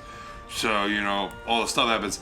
So basically the guy, he just moves in, his mom just moves into his house, and in the basement he finds these fucking tapes. And he watches them all, and fucking creepy shit happens. Basically, these kids were doing a film project for college, and they try to do a documentary on this local legend that if you can stare through the fucking tunnel, this local tunnel they have, there's like kind of like a Tinker's Hollow kind of deal. If you could stare through the tunnel without blinking for an hour, then 1 hour without blinking, okay, that the fucking what do they call him? I guess it doesn't really matter. The Peeping Tom. Okay. The Peeping Tom will appear, and then from that point on, he'll appear at the end of the tunnel, and from that point on, every time you blink, he's gonna get closer and closer to you until he kills you. Right. Okay, so obviously they can't fucking... Right. Nobody can do this. Nobody can... last the whole hour. Nobody can last the whole hour. They even got the staring contest champion of the town. He could only last 15 minutes, and then he went down. Okay. Which in itself is very fucking impressive. The funniest part of the whole movie is when this guy's trying to do it, and he's 15 minutes in, and the dude says, "Come on, you're almost there." Yeah. No, you got fucking 45 minutes left, buddy.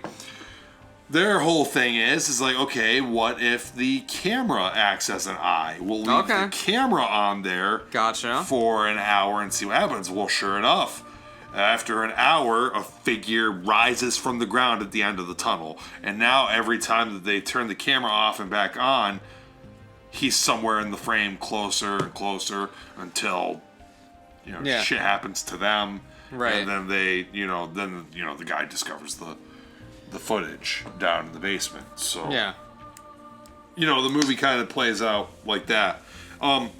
Really good. I recommend it. 3.5. It's like a interesting, unique kind of found footage like deal. I think me and Steve both liked it. Yeah. So it was cool. The Peeping Tom as a creature design kind of just looks like a dude with like a fucking 1800s like quarantine suit on with the little beak and shit on it. That's very topical for the times right now. Yeah, the little plague get up. Yeah. By the way, a host is very topical too, because it's all them doing an online seance, and why they're doing an online seance is because they're all in quarantine because of coronavirus. Oh, really? So it's that recent? Oh, it came out this year, filmed this year. Okay, I didn't realize it was filmed this year. Filmed, produced, and edited, and everything, and put out all this year. Oh, okay, so that's definitely something I gotta check out. Yeah. Before the end of the year. And it's not even an hour long. Oh, that's great. It's like 56 minutes long. That's fantastic. Dude, the movie is awesome. Yeah. It's good. I don't want to hype it up too. What the fuck? So I have random acts of violence on here. Oh, okay, I see what happened. You re-rated it and it came up twice. Yeah. So I'm deleting that diary entry. Random Acts of Violence. That movie sucked. You skipped a couple on here unless they're not important. I'm just jumping around at this point. All right, yeah. So Random Acts of Violence sucks. Terrible. What you what? No, I'm looking at my list. Yeah, I'm on yours. You want to know something? I'm just trying to keep track because as I said, I only have one left on mine, and I know what my one left is. So I'm just looking at yours to kind of follow along with you. So. So yeah, Random Acts of Violence is about a comic book artist. This is a weird movie because the comic book artist is writing a comic about based on the I-90 killer, which is actually a real murderer. Like I-90 in Ohio? Or no?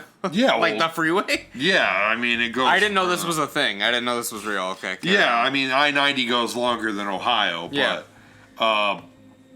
Yeah, there was an actual series of murders that all took place within like a 250-mile stretch of I-90. Huh, okay. I had to look this up while I was watching the movie because I was like, that sounds familiar because the guy mentioned it. And then I looked it up and sure enough, it actually happened. Well, in real life, they've got a guy that fucking did it. Gotcha. And he's a real scumbag, I think, committed over 50 murders. You know what I mean? But in the movie, they kind of ignore that ever happened. And so he's writing a comic series based on the murders, and then it's really gory or whatever, and then there's like a whole thing where he's going on tour. He can't find his inspiration for the last issue of the comic. He wants to end it. He can't find the inspiration, and so they're going on a road trip, like a media tour, you know what I mean?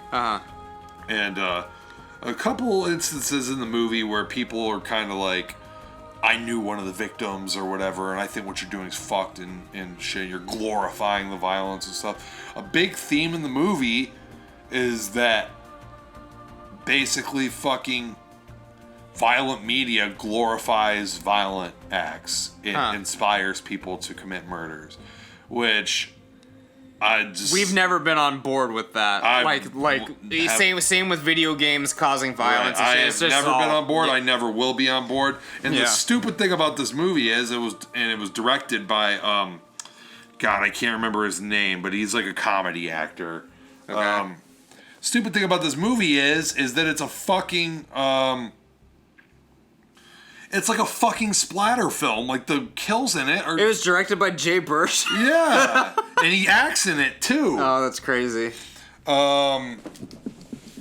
The kills in it are like really gory, or at least the aftermath is. Like there's some pretty brutal like corpses and shit in there.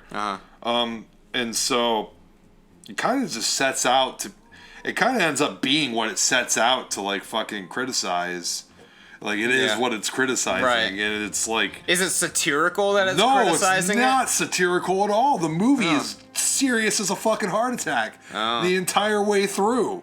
And as he's doing this, another series of murders is starting to be committed that is replicating the murders that he put in the comic book.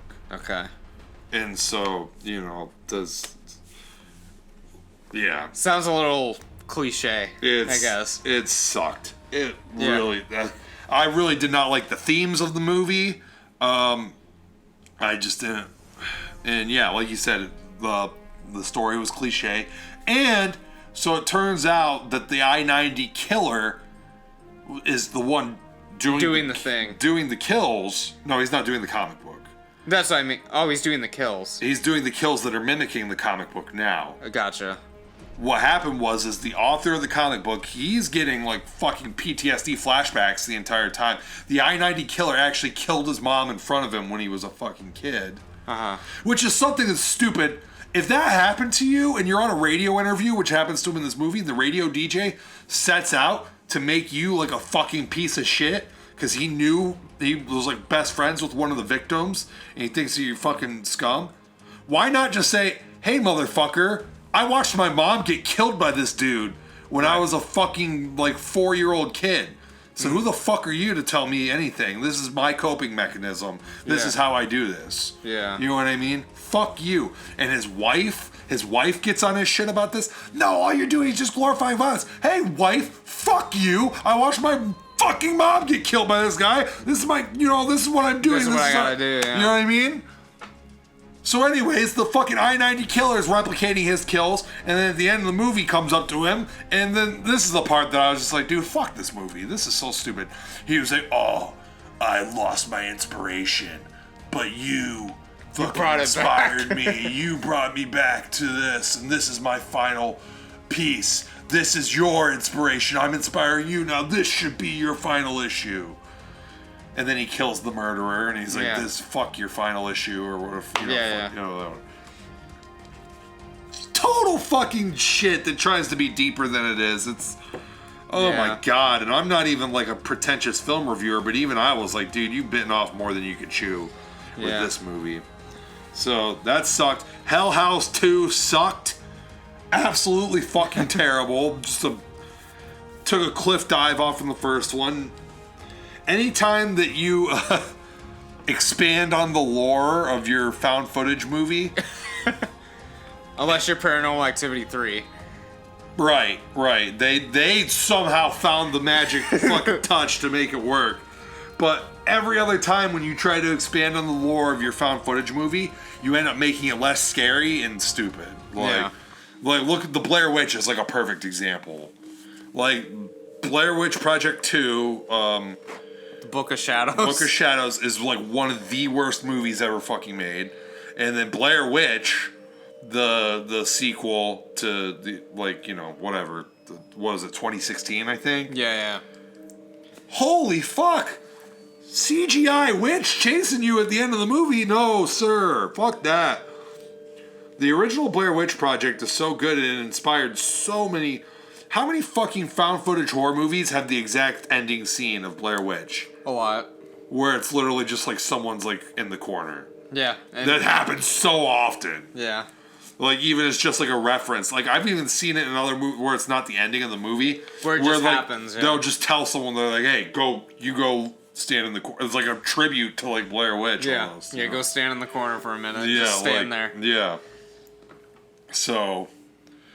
And there's always like the scenes in like Paranormal Activity. I love the scenes in Paranormal Activity where she'll get up and like walk around the bed, do weird shit, and then she'll just stand there and it'll like fast forward. Right, and she's just standing there for like ever. Oh god, that's creepy. God damn. Yeah, and we're getting goosebumps just thinking about it. But yeah, WNUF Halloween Special. I recommend that. If you're a fan of like.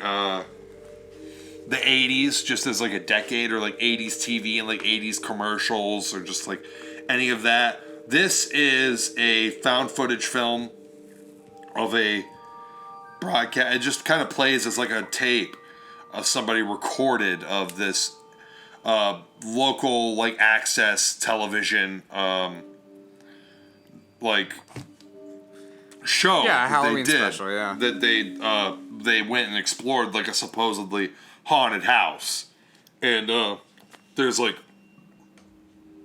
commercial breaks in between all of it, and like the whole 9 yards, and like the commercials are really goofy and like stupid, and the whole movie plays kind of for laughs. It's not like a dark, twisted, fucking crazy found footage movie. Right. It's kind of like a spoof on the genre, but also like a love letter to like 80s television.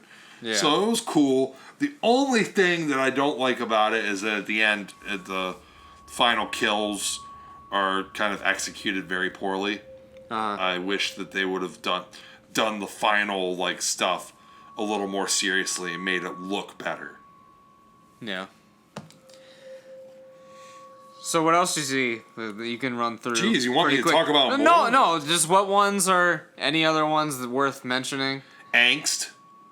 Was good if you like Henry Portrait of the Serial Killer, or something like that. It's like a German film about just like a murderer that gets out of prison and he can't control his urges. He basically says like he already knows that he's going to kill someone again, but he has a plan this time that he's not going to go back to jail. Well, whatever. But it was good. It's kind of a little disturbing movie. Dial Code Santa Claus. Oh God. So what is this? It's kind of like a... So this movie's crazy. It came out a year before Home Alone. And basically the director of this movie said that Home Alone fucking plagiarized it. Oh, really? Yeah, so what this movie is like this fucking psycho dude fucking decides that he's gonna dress up as fucking Santa Claus and break into this fucking kid's house to murder him or whatever. So it's darker than Home Alone, but the kid's like a boy genius, and it's not funny like Home Alone. He sets up a couple traps for the guy and everything, and the guy falls in for them and everything, but I don't know.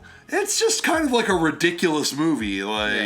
Some ridiculous shit happens in it. But it's a horror film. Yeah, it's a horror film. So Home Alone was not a horror film. No, this is like the horror. This is like the horror version of Home Alone. Okay. I'm just saying he accused Home Alone of plagiarizing him, and I could see his case. Home Alone's definitely a different movie, but I think that it would be short-sighted to dismiss it and say that Home Alone did not take inspiration from this movie. Yeah. I think that the directors of Home Alone definitely were inspired by this. Yeah. Delivery, The Beast Within. I should... Oh, man. You should bump it up or bump it down. I think I should take it down to 2.5 because I liked it, but... But goddamn, is it worth 3? It was really bad acting. I think the ending was good. That would keep it at 3. It's about... it's a found footage of about... It's kind of like a... starts out as like an MTV... 16 and pregnant kind of mock show, but it's not really 16 and pregnant. It's just like a show about pregnant women that are expecting and kind of documenting their months leading up to the birth. And so this lady ends up she's miscarried once before, and they go to the hospital and they think they miscarried again. They lose the heartbeat and everything. Well, then miraculously the next day, the heartbeat is back. Oh my God, we must have made a mistake. Your baby's still alive. And all this. And then weird shit starts happening, and she ends up believing that it's a possessed demon baby. She's either has a possessed demon baby, or there's a demon that revived her baby and wants it to be born so it can possess it, right, or whatever. So, it's pretty. It was all right. It was all right. I'd recommend it if you like found footage movies. This is kind of a different take. Yeah. Yeah. I mean, there's other stuff on here. Yeah. I would say the ones that people absolutely need to watch is Host, Summer of '84. What was that? Okay. No, it's. I thought it was some creepy shit. Oh no, it's just someone's Halloween costume. Summer of '84. I can't believe I overlooked this as much. Summer of '84 is like Rear Window meets Stranger Things. And that's all. I've heard good things about it. I haven't watched it yet. So good. It's so good. If you like Stranger Things, and everybody likes Rear Window, and I've never met a soul. If you've never seen Rear Window, then you probably like Disturbia with Shia LaBeouf, which is also a good movie that's basically a fucking remake of Rear Window. Summer of '84 is great. And I'll say that the ending is not at all what I fucking expected. Yeah. It was a very powerful ending for the movie. More powerful, maybe not very powerful, but more than what I anticipated it to be. So watch Summer of '84. I recommend Host, Summer of '84, A Record of Sweet Murder, and Butterfly Kisses. Those are like my top Yeah. 4 for this month. So the last film that I saw this month, and not hyping it up or anything because I saved it for the end, I just wanted you to get yours in there because it's not a good film by any means. I saw Hubie Halloween with Adam Sandler. Straight garbage. Why is Here's everybody the thing. hyping? A lot of Here's the people thing. were hyping that. I won't say it's straight garbage You because just said it was straight garbage. because I was going in expecting it to be the worst thing ever. It's bad, but it's not like Jack and Jill like offensively like the worst thing ever bad. Like I have a feeling that like they tried. Like they really tried to do something good. Like the sets are good, the atmosphere is good, but the humor is just horrible. I rated it 1.5 It's a stars. 2020 Adam Sandler film. Yeah.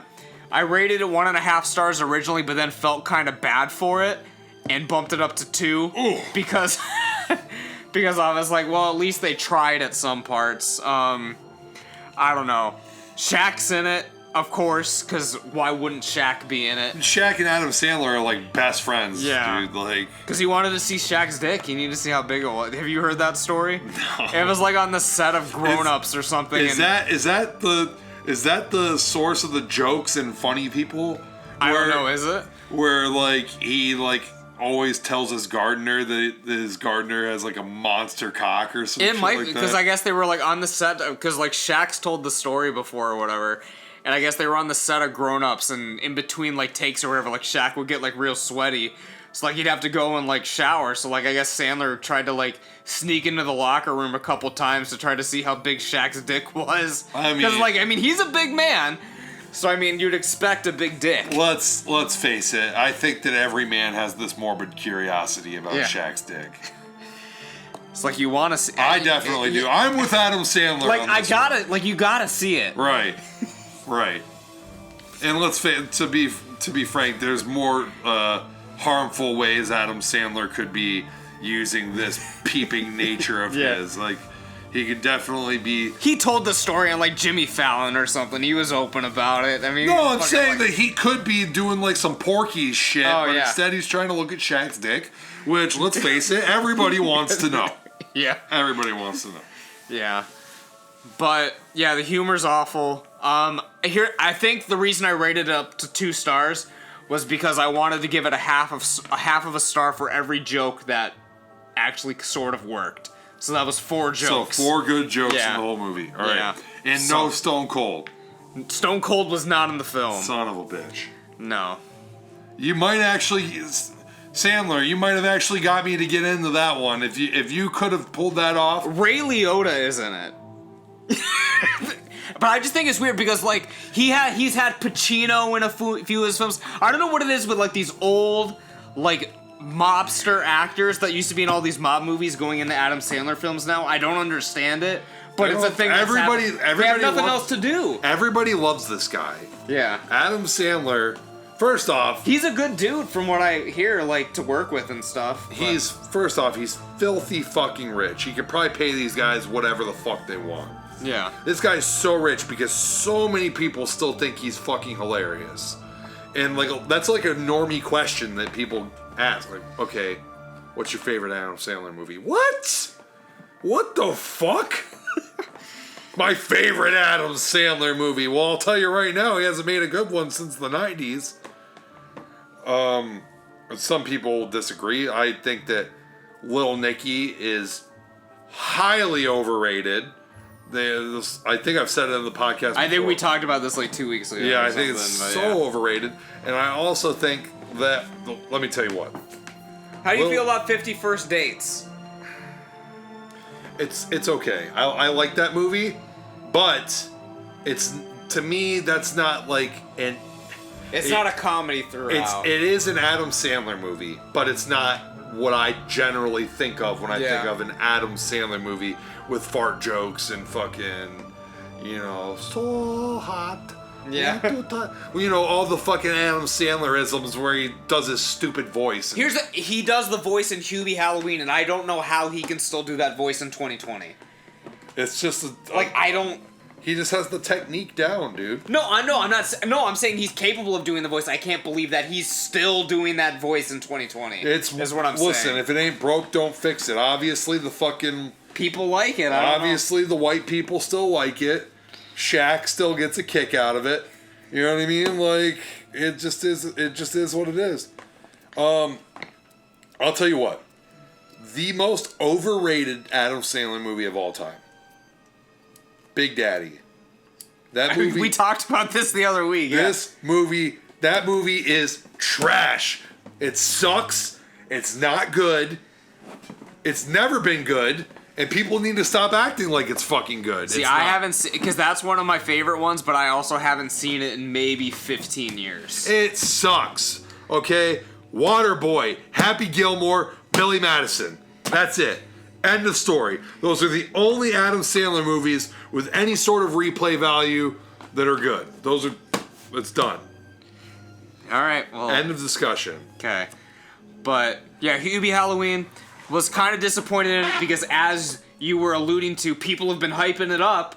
And so I thought, because, like. You thought it was a return to form I don't know if I thought it was. Sandler. Because, like, here's the. Like, every comedic actor, I feel like, wants to have that hit holiday movie that people watch every fucking year. Chevy Chase has got fucking Christmas Vacation. Fucking Will Ferrell's got Elf. Shit that people watch every fucking year. And, like, I feel like this could have had potential to be, like, a good fucking comedy movie that families or whatever watch around Halloween. But it was a letdown. So I don't know. Listen, man. Halloween is Halloween. Okay? The closest you're ever going to get to a Halloween fucking comedy family special is Ernest Scared Stupid.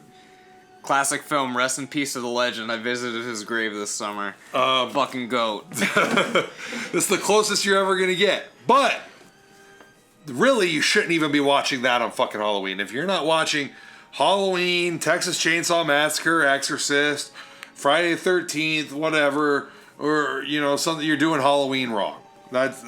So... You gotta watch something spooky. Yeah. And you gotta be listening to us fucking talk for 2.5 hours on Halloween. Well, it's the Halloween special. It's the Halloween Havoc, the Halloween special, the end of October, Cocktober. Alright, so we are back. The final conclusion to our Slash Card segments. We're going to see who is going to be crowned the Slash Cards 2020 champion. If you didn't watch last week's episode, I'm fucking choking on the fucking air in this room right now. Fuck. Last week I made a comeback. I am in the lead by 1, but it's still anybody's game. I have to win by at least 2 to win. So we will see what's going on. It may come down to the wire. We may need to have a couple extra questions tacked on at the end. But I am starting the timer right now. And since I am in the lead, you will get the first question. And we're going now. Name 2 South Korean horror films. South Korean horror films. The Eye and I hope it's The Eye because that might be from fucking Thailand or something. Or from Taiwan. Oh god, what's the one? Parasite. Not the new Parasite, but I believe there's an older movie called Parasite. I don't know. It's not on the... Neither of those were on the back of the card. So I don't know. Alright, let's... The Eye was from Hong Kong. Son of a bitch. Well, then I didn't get it. And the first Parasite isn't even the movie that I'm thinking about. You're thinking of the guy that made Parasite. Because he did The Host, which is on the back of the card. That's what I was thinking of, is the fucking Host. Yeah. Yeah. And then A Tale of Two Sisters is also on the back of the card. But yeah. Alright. I don't like The Host, by the way. That movie was not good to me. Name one horror movie starring Claude Rains. The Invisible Man. Yep. Alright, cool. Alright. So, what Academy Award-winning director made the splatter gore zombie film Dead Alive? Oh, it's freaking... I have to think. Peter Jackson. Correct.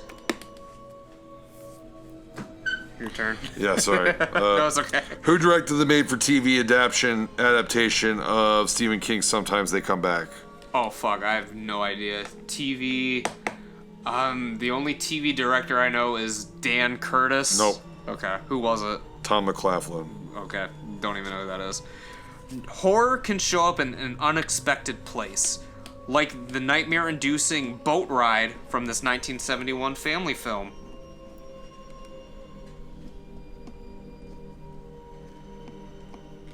The family film? Family film. Yeah. From 1971. Yeah. Jaws? Willy Wonka and the Chocolate Factory. Okay, alright. Scary boat ride. Yeah. Jaws as a family film? No, that's what threw me off, but I was just like, okay, the 70s, boat ride, Yeah. Jaws. We're playing flashcards. It must be Jaws. It's the only movie with a boat.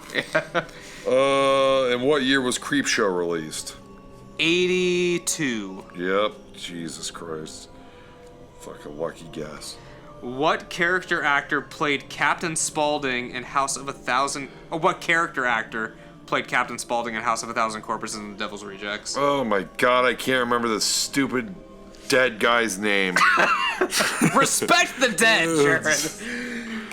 Yeah, you think I give a fuck about this guy? I hate these goddamn movies. Yeah, I can't remember his name. Sid Haig. Thank God. Whoa. All right, still... Thank God. Like he's overrated. Fuck that. I was just Sid saying. Haig. I was just saying. Thank God that you remembered it. Yeah. 'Cause I almost gave up on him. What actress from The Graduate also starred in The Stepford Wives? I don't know her name. I don't know. I'll never get it. Catherine Ross. Yeah.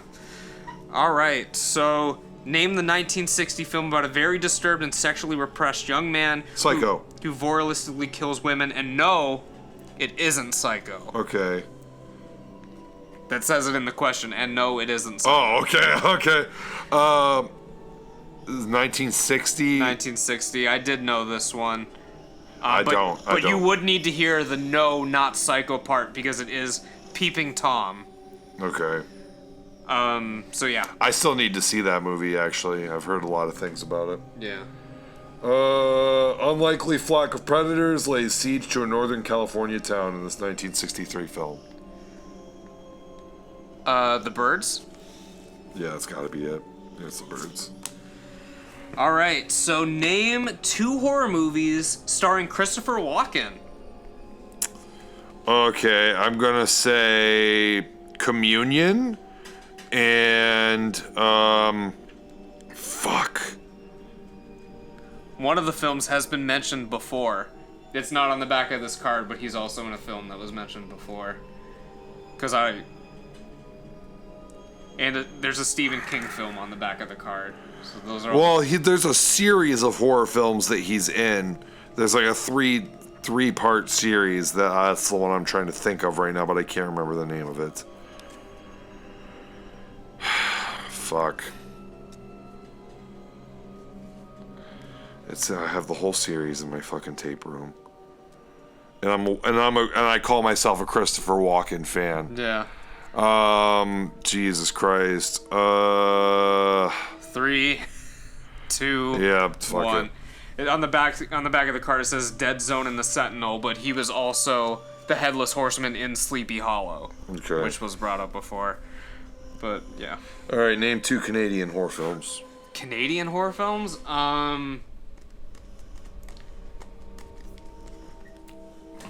Was Frozen from Canada? I don't know.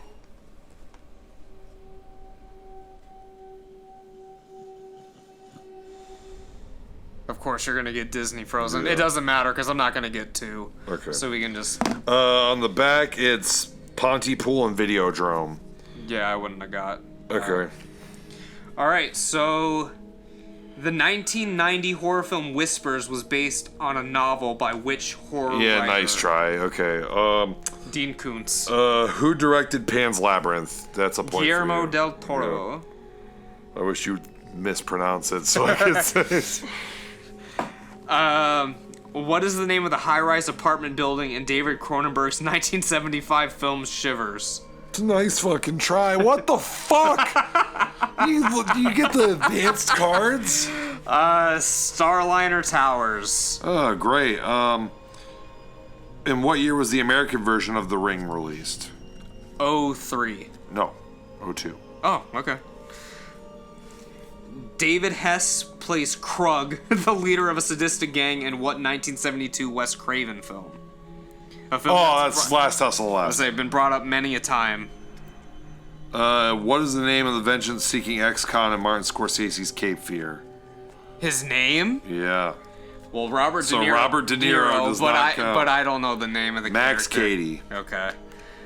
All right. So, when the daughter of a famous actress becomes possessed by a demon, her only hope may be the religious ritual in this 1973 film. Oh, Exorcist. Yeah. I didn't know she was a famous actress. Yeah. 4 survivors of the zombie apocalypse travel to an amusement park in California and search for the world's last Twinkie. Zombieland. Yeah, that's fucking... I didn't even need to get to the Twinkie part. Name 2 horror films that take place in Canada. Not shot in Canada, but... Yeah, well, 30 Days and Nights in Alaska. Yeah, I don't know. Okay, it says Shivers and The Brood. Okay, I think that we did this last time. You can just 2 go... in New Orleans. I recall New Orleans. Yeah, just go to a new card. List. Yeah, we did. Hold on. Let me get a fucking... Stop the timer. Timer is being paused. With 1 minute and 37 seconds 37 seconds left. So here's some fresh cards. While we're paused, make sure you guys like, subscribe to the show, all that bullshit. So yeah, and we ready to keep on going here? You good? You got a good card? He looks very perplexed. Didn't you just ask me to Eli Roth? Oh, those might have been the ones I just did. Here, grab some from just the stack I have, because we're not gonna go through all these. There's a lot of repeat cards. Yeah. Here. All right. There is a whole pack that was unwrapped. So if we ever do that again, we're gonna have to do it from the unwrapped, so we know that we didn't do those before. But yeah, so I'm gonna start the timer right now. Name 1 horror movie directed by Clive Barker. Hellraiser. No. Oh yeah. Sorry. Okay. I thought that he just wrote the book and didn't. No, he directed it. Yeah. Okay. Okay, so who directed the 1942 film Cat People? I wouldn't have got this either. I don't know. I would have got this wrong. Jacques Turn something. Who directed Black Christmas, the 1974 one? Oh fuck! The same guy that did Christmas Story? I don't know his name. Fuck. Bob Clark. Bob Clark. Okay. What is the name of the hotel caretaker played by Jack Torrance in The Shining? Oh my. Oh wait, what? What is the name of Jack Nicholson's character in The Shining?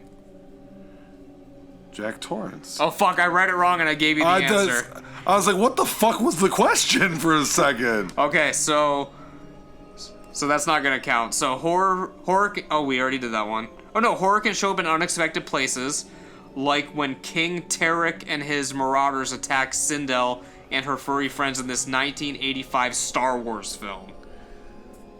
Return of the Jedi.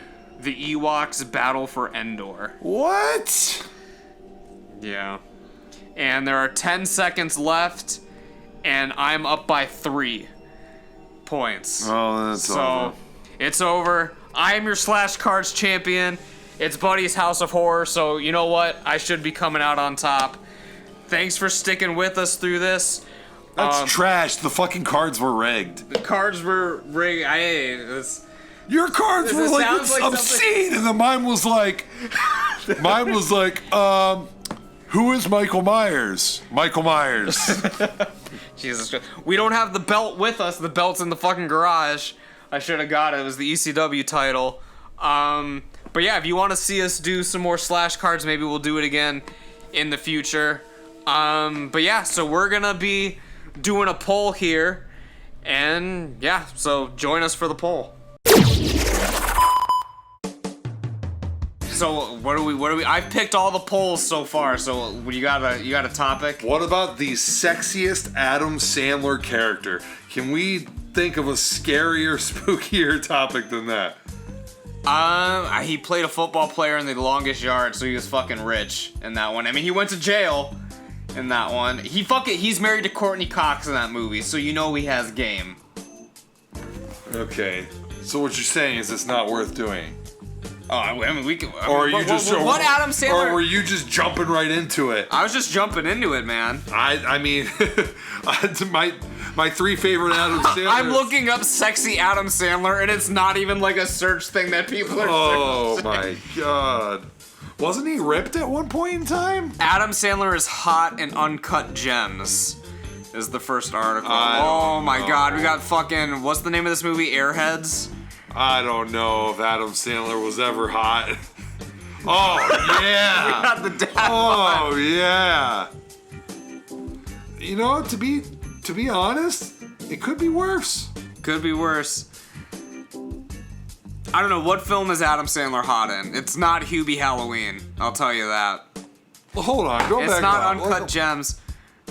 Brother, he's jacked. What the fuck? He's jacked, but he's always wearing those like 4X t-shirts walking down the road with those big ass shorts. Oh my god. He's fucking...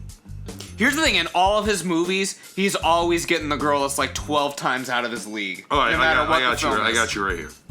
Because I just thought of one. The Wedding Singer. I was gonna say that's what I'm looking up right now. Yeah, he looks good in The Wedding Singer. Wait, is that The Wedding Singer or is that Zohan? That might be Zohan. That might not even be Sandler. No, that's Sandler. Yeah. That might be Zohan, I don't know. I haven't seen it. That's a clip from Big Daddy, looking a little chubby in that one. Yeah.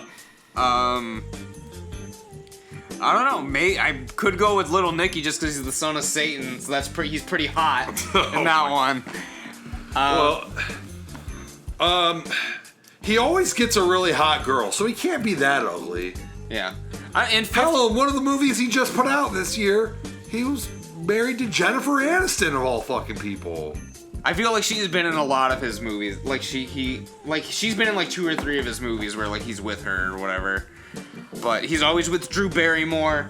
He's always, Drew Barrymore's weak. Yeah, but I don't know. I mean, in 50 First Dates, I mean, he's a solid dude. He's like getting her to fall in love, so he's very sensitive, nice guy kind of thing going on. So the ladies like that, and the dudes like that. Everyone likes Adam Sandler in that movie. The end of that movie is really good. Yeah. It's a little tearjerker ending. Tearjerker ending there. Yeah, tugs at your heartstrings. You go with animated Adam Sandler from whatever, and he was also Adam Sandler plays Dracula in Hotel Transylvania. Oh, Dracula's pretty sexy, as we've determined. He's one of the sexiest of all time. Yeah, One of the coolest of all time, definitely. too. Yeah, ask George about that. Very cool. He's got some stiff competition in the green guy, though. Yeah, for sure, definitely.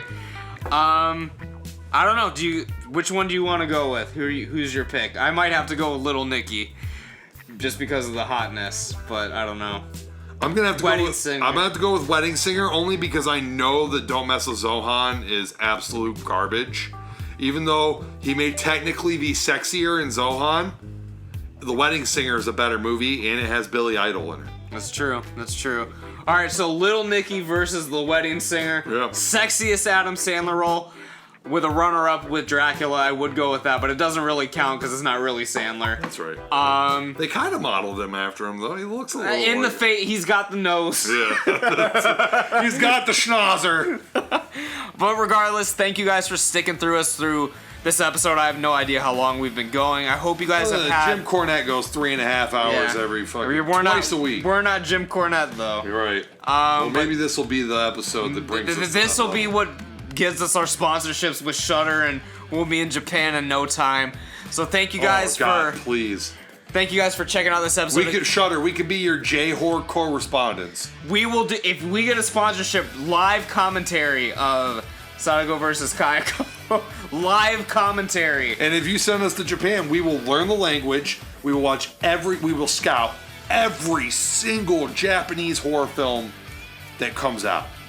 So you know what? So you know what to put on your service. Yeah, The best we know of the best. what to fucking get for your service. The best of the best. Listen, we won't do it. We won't do it in Korea or Germany, but we'll do it in Japan. We will for sure. So thank you guys for sticking with the show. I hope you guys enjoyed it. Thanks for sticking with us all through October, Cocktober. We're gonna be on to a new month, so we're gonna need some new episodes and shit. So stay tuned for Two Nerds. Stay tuned for everything going on.